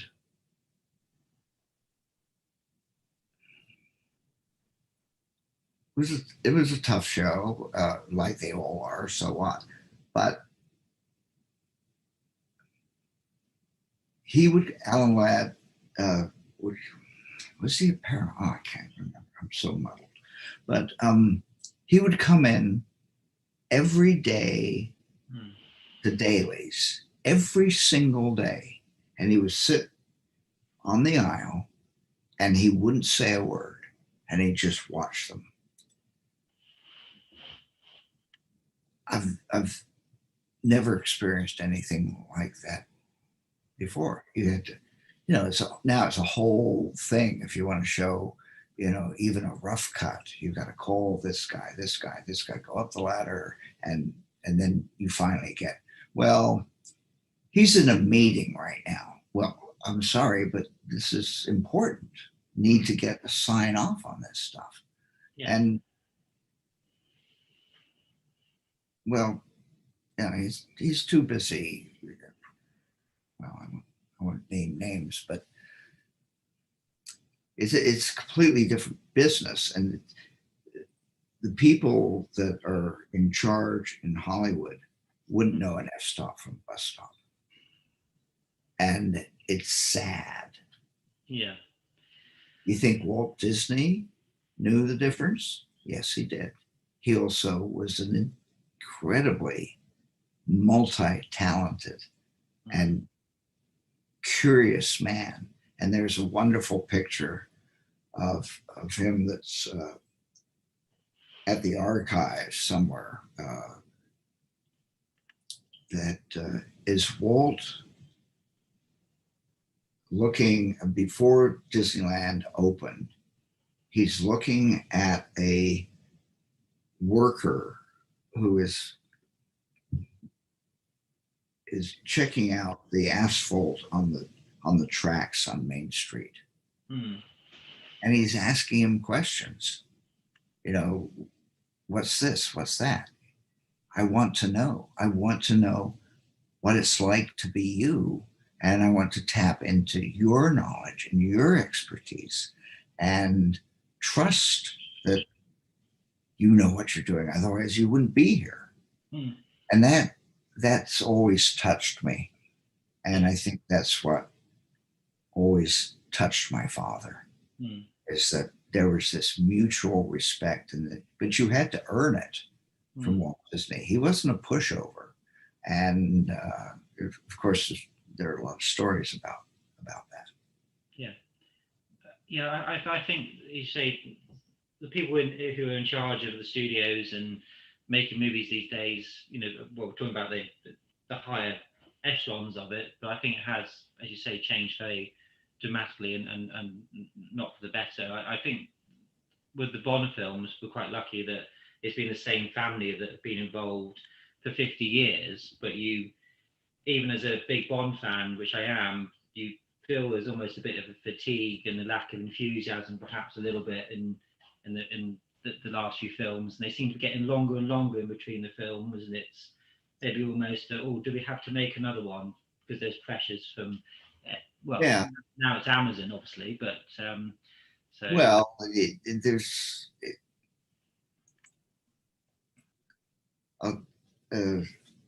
as you know, my sister, Linda Ellenshaw Thompson, an incredibly talented visual effects producer. She's done so much work, and she was always in constant demand because she was efficient. And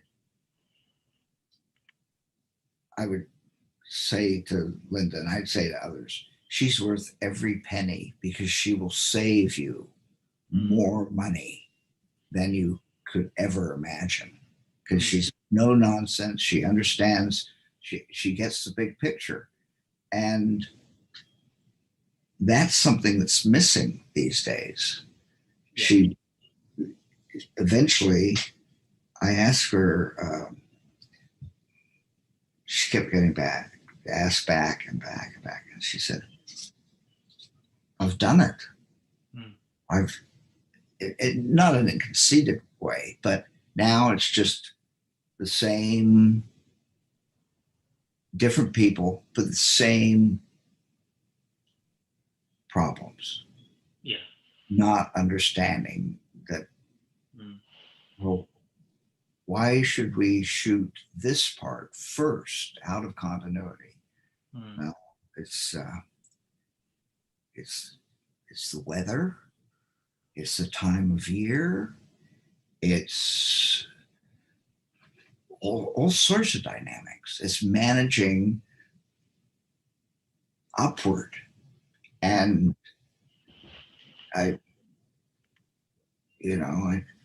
last I checked, I don't know how many films Michael Eisner, bless him, made. If you want to make a movie, if you want to finance a movie and you can't get the financing, you can storyboard it and make it in your mind. Yeah, there's that. Yeah. Yeah. It's a wonderful opportunity to experience that, and everybody has disappointments, part of life. Oh, yeah, definitely. Going back to with Superman, I think one of the problems at the moment, from a fan perspective, is that I don't think Warner Brothers values Superman at the moment. They seem to be making lots of comic book films and leaving Superman alone. The last film with Superman was Justice League, that Warner Bros. Well, they made a mess of that until the Snyder Cut came out, which was a better version of that particular film. But they don't seem to value, particularly, I don't think, the Christopher REEVES films, because this year was the 40th anniversary of Superman 2. And they didn't release a 4K of it or anything like that. They've completely missed the anniversary. A couple of years ago, they released the extended TV cut of Superman the movie, which had about 45 minutes extra scenes that they put in for the TV networks back in the late 70s wanted to get 2 showings out of Superman the movie. So they said to the studio, "Can you give us all the footage you didn't put in the film, so we can make our own cut and therefore put more ad breaks and make more money out of it," which I think they did quite a few films in back in the 70s and 80s, and they released that on Blu-ray, and it sold out twice, I think, and was very, very successful.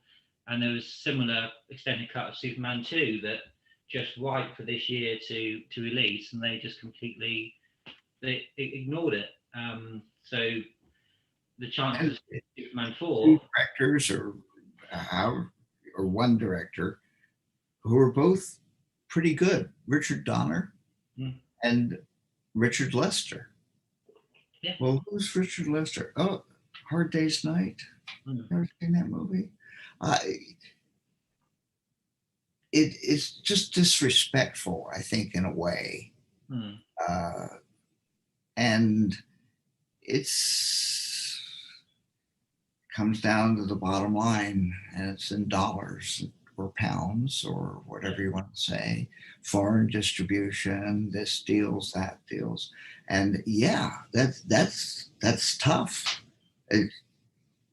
But you've got this amazing work of art, if you are, whatever you want to call it, that was done with the input of hundreds, sometimes thousands of people.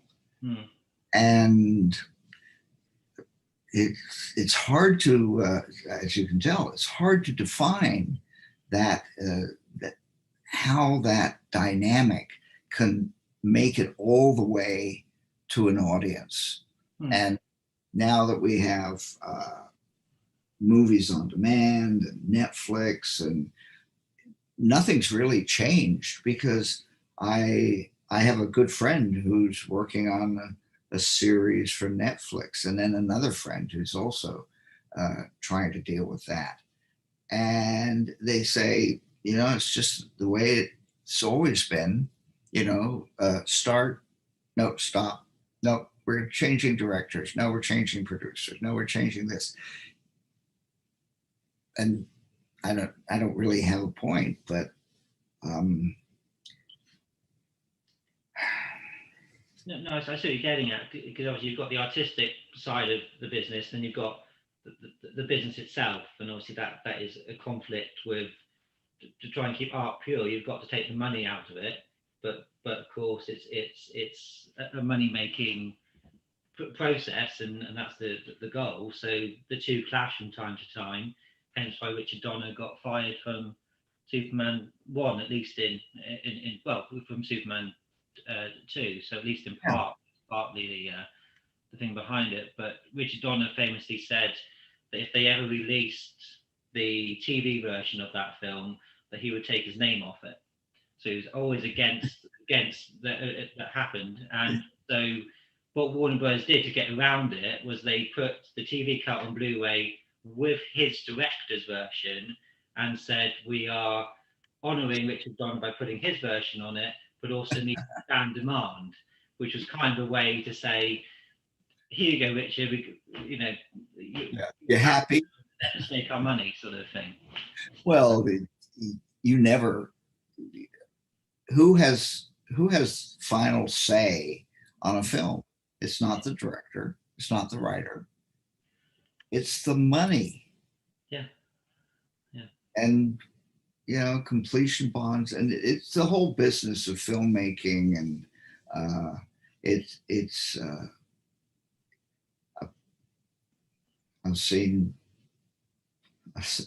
I've been fortunate to work with incredible directors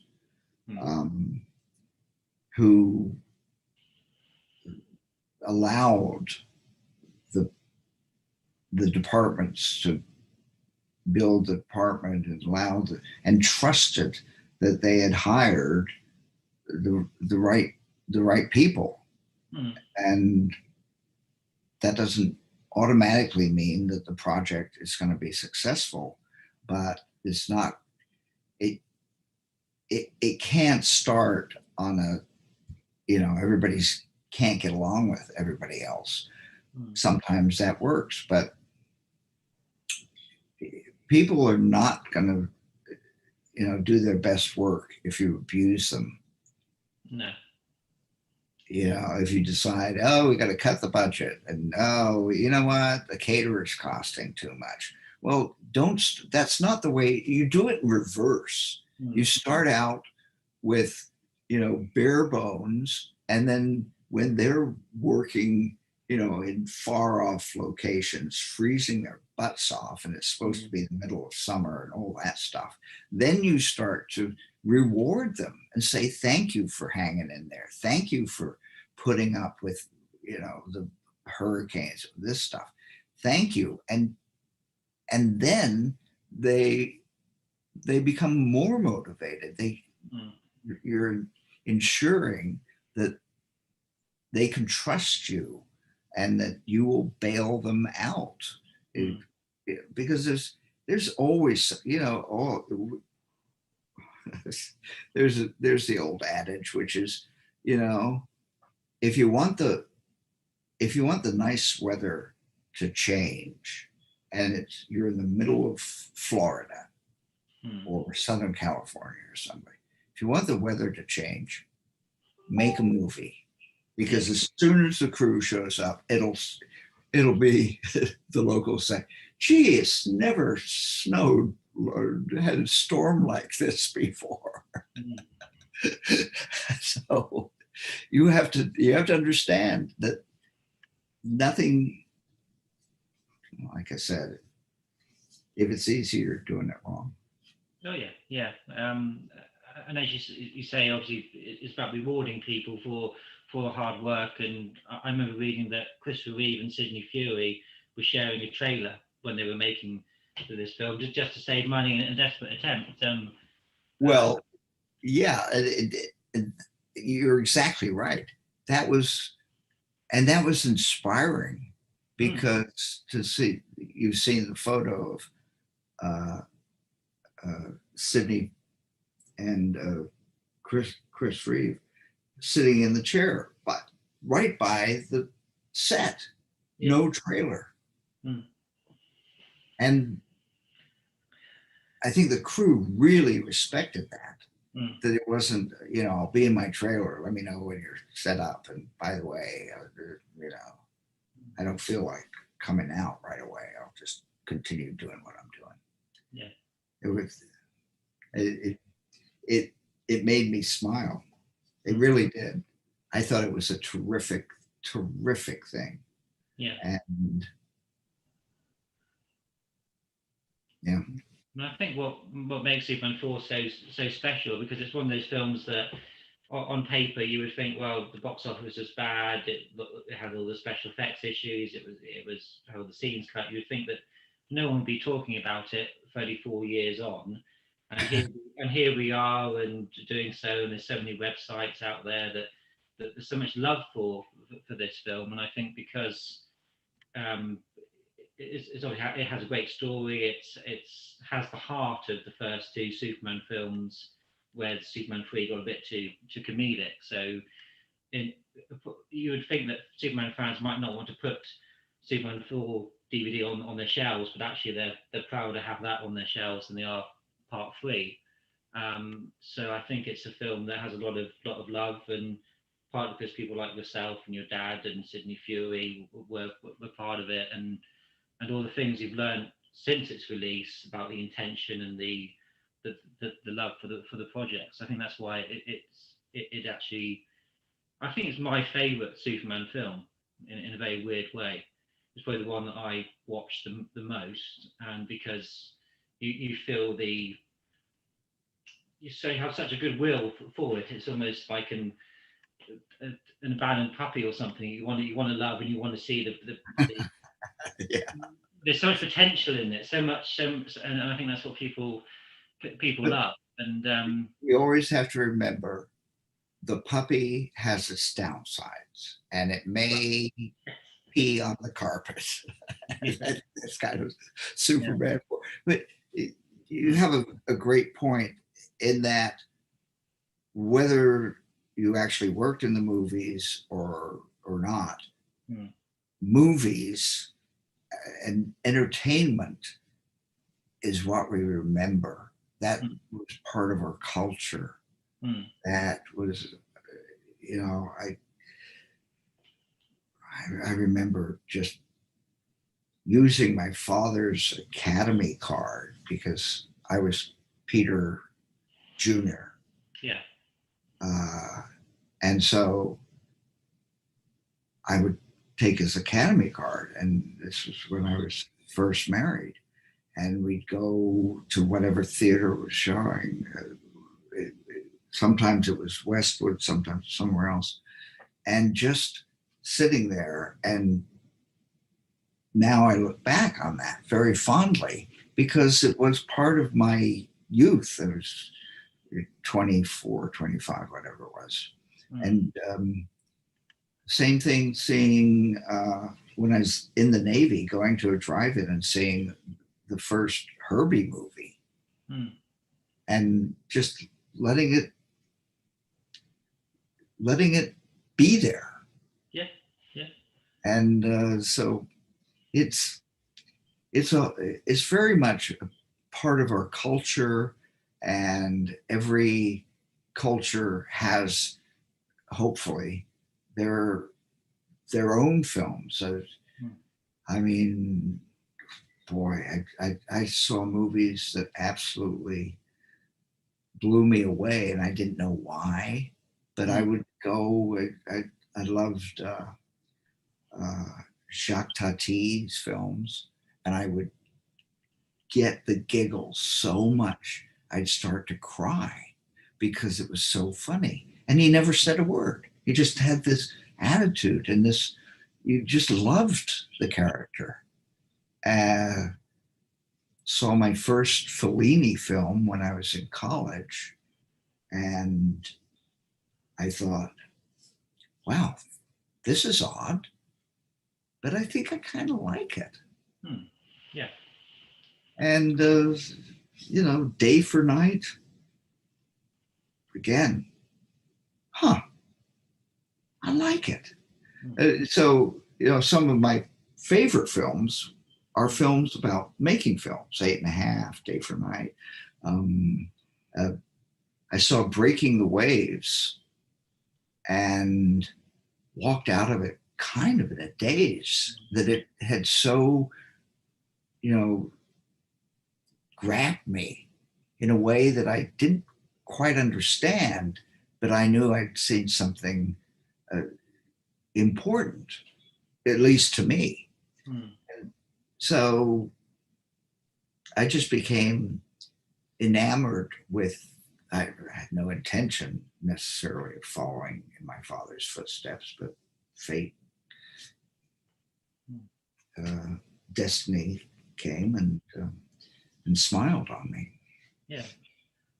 So I suppose your interest in those films about making films was probably what inspired you to direct the film that you did, about the movie that goes terribly wrong. I keep getting what it was called now. What's the film that you say you kind of sent me it? It was The Dead Silence. Dead Silence. That was it. It was a wonderful, obviously, behind the scenes making of a film. Yeah.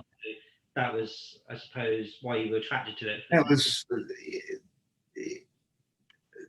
we would call those things an homage. We didn't rip off the same thing. It was an homage. But again, I was blessed to have that, to be able to do that, and to making any film. It doesn't matter how big the budget, how small the budget. The issues are still there in one form or another. Yeah. So enjoy it. I have a cousin who she lives in Canada. She's hugely talented as a master gardener, has written a number of novels and books that have been published. And she asked me a few weeks ago, she said, I've decided I'm going to write a screenplay. And I didn't say, what are you, nuts? I said, go for it. Yeah. Do it. And if it doesn't sell, if nobody makes that movie, as I said earlier, you're making the movie in your mind. You're experiencing the thing. Well, does this work? Does this work? And so, as my father would say to me, you have to be your own worst critic. Yeah. I said, oh, what does that mean? You have to, you have to take what other people. He when he was painting his paintings for his gallery art, he'd invite. He'd get a FedEx package. He'd invite the FedEx guy to come in, and he'd say, "Look what I'm working on." The FedEx guy goes, "Okay, I got some deliveries to make here." He'd say, "What do you think?" And people would say, they'd be complimentary, but he wanted a real honest first impression. And you could tell him that. And my mother often would. She'd go, "I don't like it. I don't know why. I don't like it." Yeah. And so that honesty was very refreshing.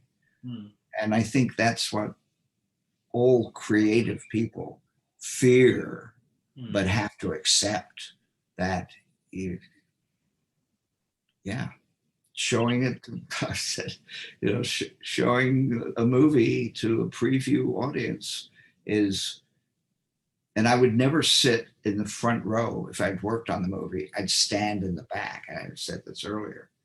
And at some point, you're just watching people peel off and walk out. You don't want to say, wait, the good part's coming up. Wait, hey, come back. No, just take it all in and understand that you can't fully understand how they feel. Yeah. Right? I mean, yeah. Creative is its own living hell. In a way.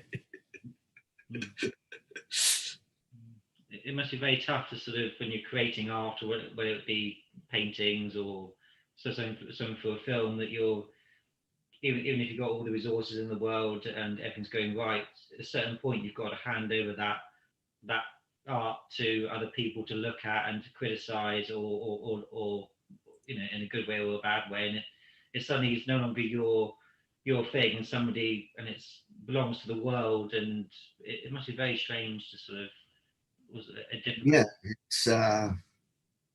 it's you're always on the edge of self-doubt. It's just, I've forgotten which movie we were working on, and I think I related this in another way. And I'd be looking at shots, and I'd go, "Is this good or is this dreadful? I can't tell. I really can't tell." You're so close to it, and you want to will it into being. And it's constant, as my father would say, the painting will battle you. It will say, "Oh, you think this is good? No, it's okay. But you've got to attack it. You've got to subdue it. You can't just let the muse strike, especially in filmmaking. No, there's a deadline, and you've got to keep on going and try to." God, how many shots did we have on? I can't remember. On Tron, we had 1,200, and you've got to hope that they can all rise at the same. Yeah, all ships rise at the same time, so that you don't have what I call the wincers. Those few shots where, some little lady in Des Moines can go, "Oh, what happened there?" And I don't mean that against the little lady, but somebody totally non-involved. And writers go through that. And I had the absolute pleasure to work on 2 syndicated television shows, Xena and Hercules. There's pressure. Almost weekly, because the episode's got to air this day, this time, and then, but the producer, Rob, can't remember his name,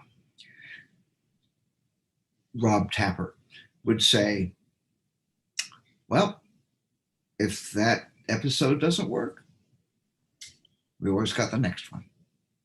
So stop whining and moping around. Got another chance.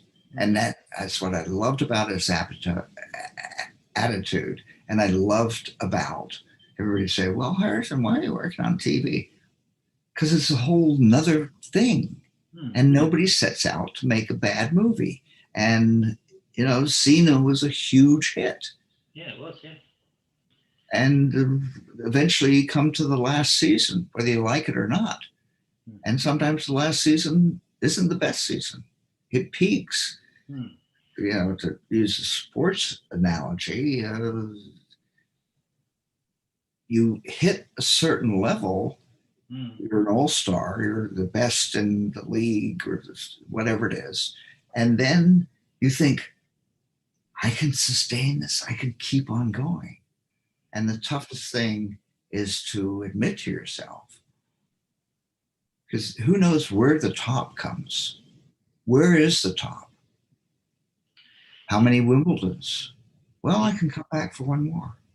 Of course, you can.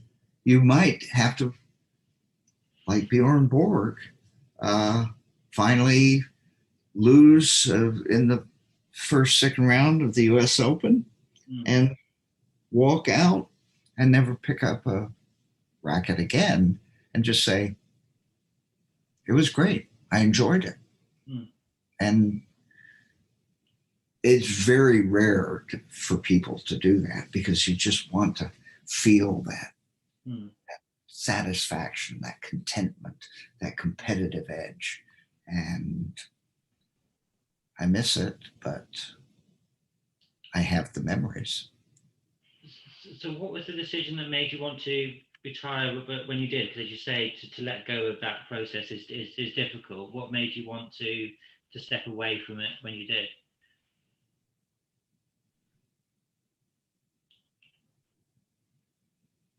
I just did. It's like, okay, it's eventually, if you keep striving, you keep losing a certain amount of confidence, and then you can spiral down. And you know, look at, again, not to bash them, but Disney, they're in free fall, complete, utter free fall. The whole brouhaha that's going on now, people are taking sides, it's divisive, this, that, another thing. And, you know, Mr. Iger can't help himself. Oh, I'm going to retire next year. No, the next year. No, the next year. No. Step away. You did a great job, especially somebody who's used to be a weatherman.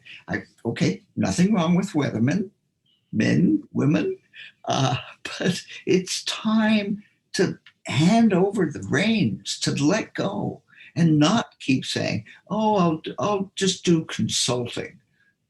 No, you're just being a pain in the ass, no matter how talented you are. Yeah. And that was part of why I didn't want to be here's Harrison. Yes, Harrison. What? Okay. All right. Yeah. Fine. Nice. Why don't you go? Why don't you go off and get yourself an ice cream? And I just didn't want to do that. Yeah. And the same with my sister. Same with so many people that I know who, had a good run. Now it's time to hang them up and let the new kids experience it. Don't be a hog. You don't want to start to be, it's Harrison, such a pity. I love it. I love it. It sounds like a sensible thing to do, but a hard thing to do. But you say a sensible thing. So obviously, I admire you for doing that, because it's the desire to continue is obviously so strong. So it's obviously a very wise person who can sort of just say, yeah, enough now, let the new guys come in. So yeah, brilliant. Yeah. Hey, I used to be adequate at tennis. Now I'd probably fall over if I try to, hit the ball. So we all have our limits, and it's, as I said earlier, now those stress and anxiety that athletes that are asked to do the impossible over and over eventually takes its toll. And I think that goes certainly for the film business, television business, live theater. Yeah. I mean, can you imagine live theater doing Hamilton, two times on Sunday, and then every night after night after night. And I can't conceive that. And never disappointing. I mean, eight shows a week, a matinee on a Thursday and on a Sunday. Yeah. To do that. You get a break. And then when you say, okay, I'm walking away, I gotta take a few deep breaths. Everybody do, oh, why? I have tickets for, 2 years from July. So the audience has every right to feel, shortchanged, but so do the creatives. The set decorator, the whatever. I just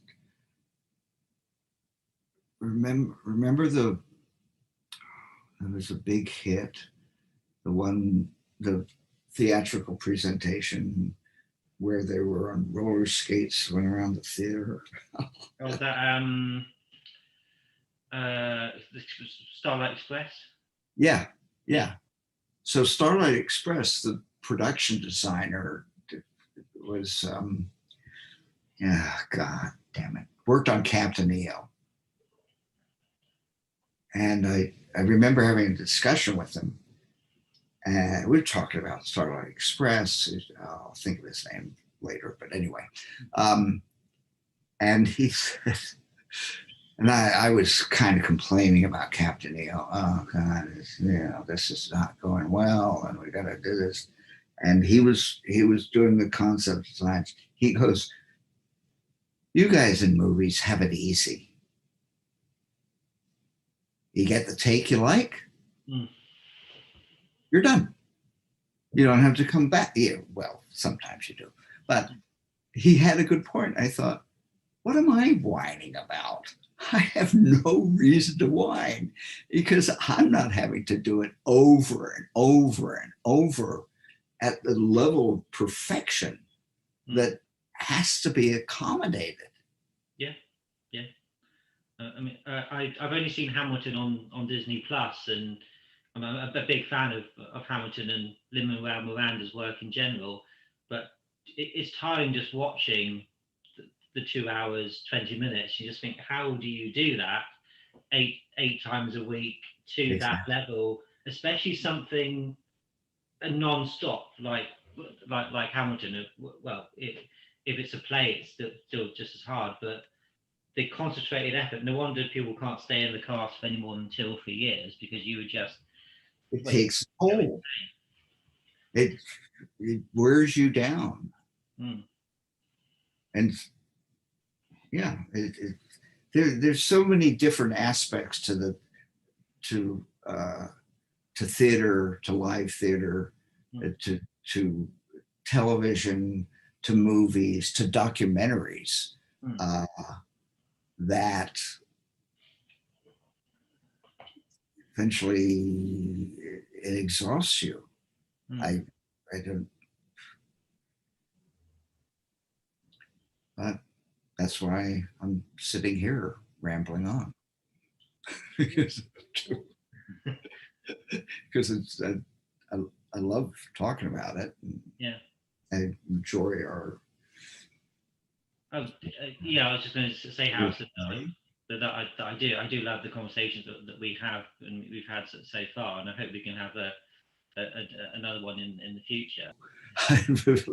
My father would tell the stories about making of Mary Poppins, and of course his film career was spectacular. Mm. And as he got older, as we all do,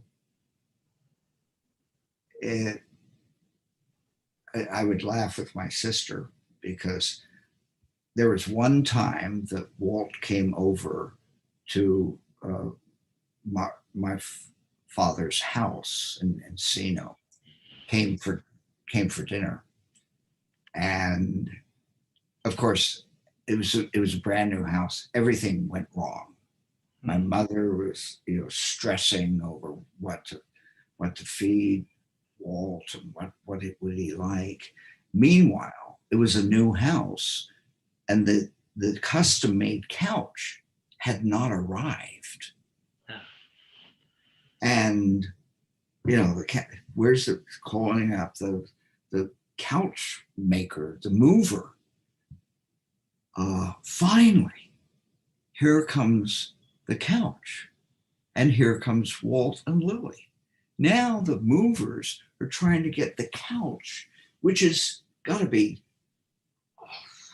15 feet long. I mean, it was a big couch. It fit between the fireplace and the wall in the living room. So now they're trying to get it through the doors. So Walt comes up and starts telling them, no, that way, no, that way. And they're thinking, he looks familiar. Come on. So now my mother's just going, oh God. My father's going, oh God. And it was not that big a deal, but the couch didn't fit.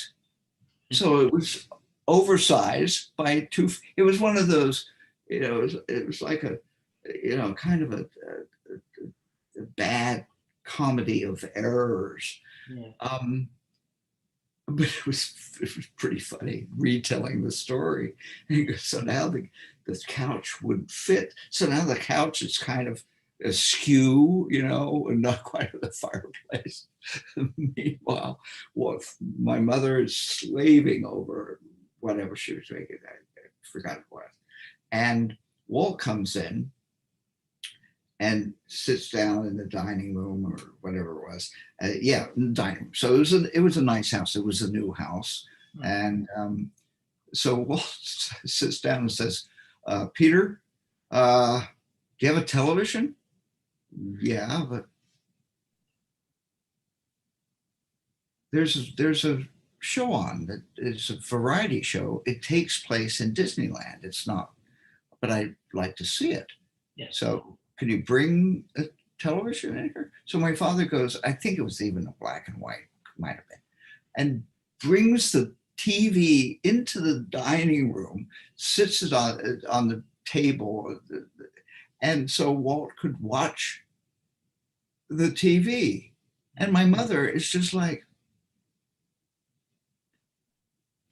what is this? This is just so we would laugh about it, and later, and it was hysterical because everything that could go wrong went wrong. The couch didn't fit. The couch came late. The meal was completely ignored because it had gone, it was being reheated. She was stressing. My dad was stressing. I was kind of like, oh. And I started to get wrapped up in the anxiety, but it was a great story. It's one of the things, you put it in a film, no one would believe it, would they? Well, as my father's memory started to, and he was a great storyteller. So he would say, to his friends,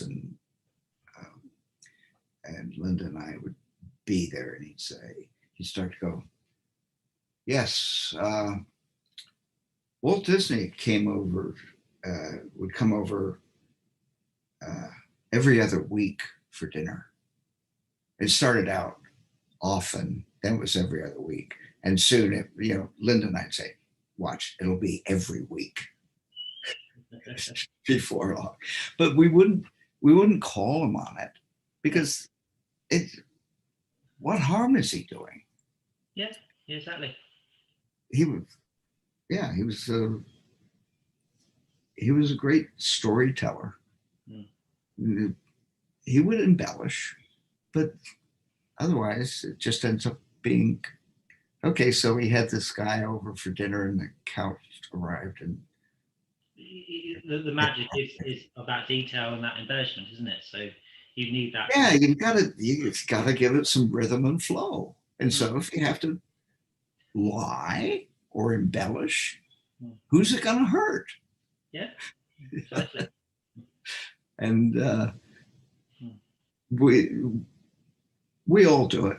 I'm doing it right now.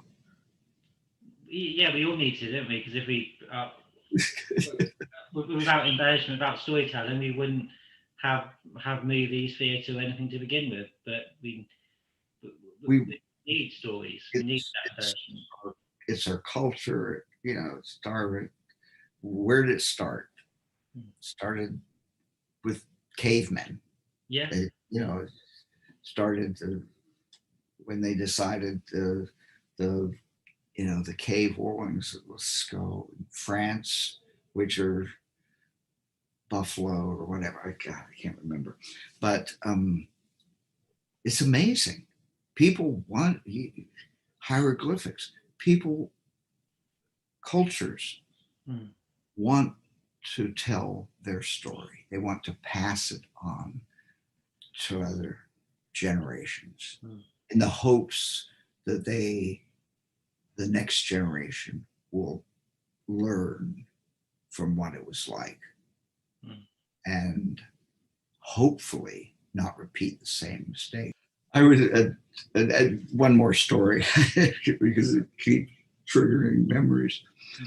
So I went into the Navy right out of college for one reason or another.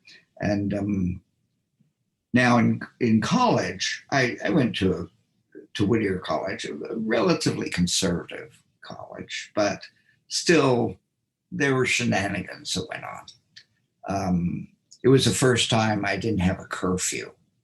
So I was like, oh, this is great. I don't have to go to sleep. But Harrison, there's called classes. Yes. Oh, do I have to go to classes? If you want to pass the course, forget it. I'll go the next day. So I was just screwing up like crazy. Anyway, so eventually I graduated. I went to the Navy just because it seemed kind of convenient. I mean, it's great. You get great food. You get to be on the ocean. It's kind of like a luxury cruise, except for the fact, and they'll pay you. Yeah. You don't pay them. And so you get to see different parts of the world. There's only one little, just like, as I say, just like a luxury cruise, except for one thing. When you're shooting these big guns at the North Vietnamese, they don't like that. And they shoot back. What? I never thought it all the way through. But boy, again, I learned so much. And I started reading books about, Ho Chi Minh and how Vietnam went from this to this, and from how the French and all that. So basically, I was doing the homework while I was doing the work, and it switched I I read as much as I could. But again, I was fortunate because I came out alive. And I learned, and again, just when you think you know it all, you don't. Because there's a lot left to know. And I feel that the same way today. I mean, I'm learning from so many people. I've learned from this conversation things that I had either forgotten or seeing you again. It's lovely. I enjoy speaking to you always, so it's been a great pleasure to do so today, and I look forward to the next time. It's a pleasure. I love talking about my favorite subject, me. Well, I love it that you love talking about yourself, so that's it's a win-win, I think. Well, I appreciate it, and thank you.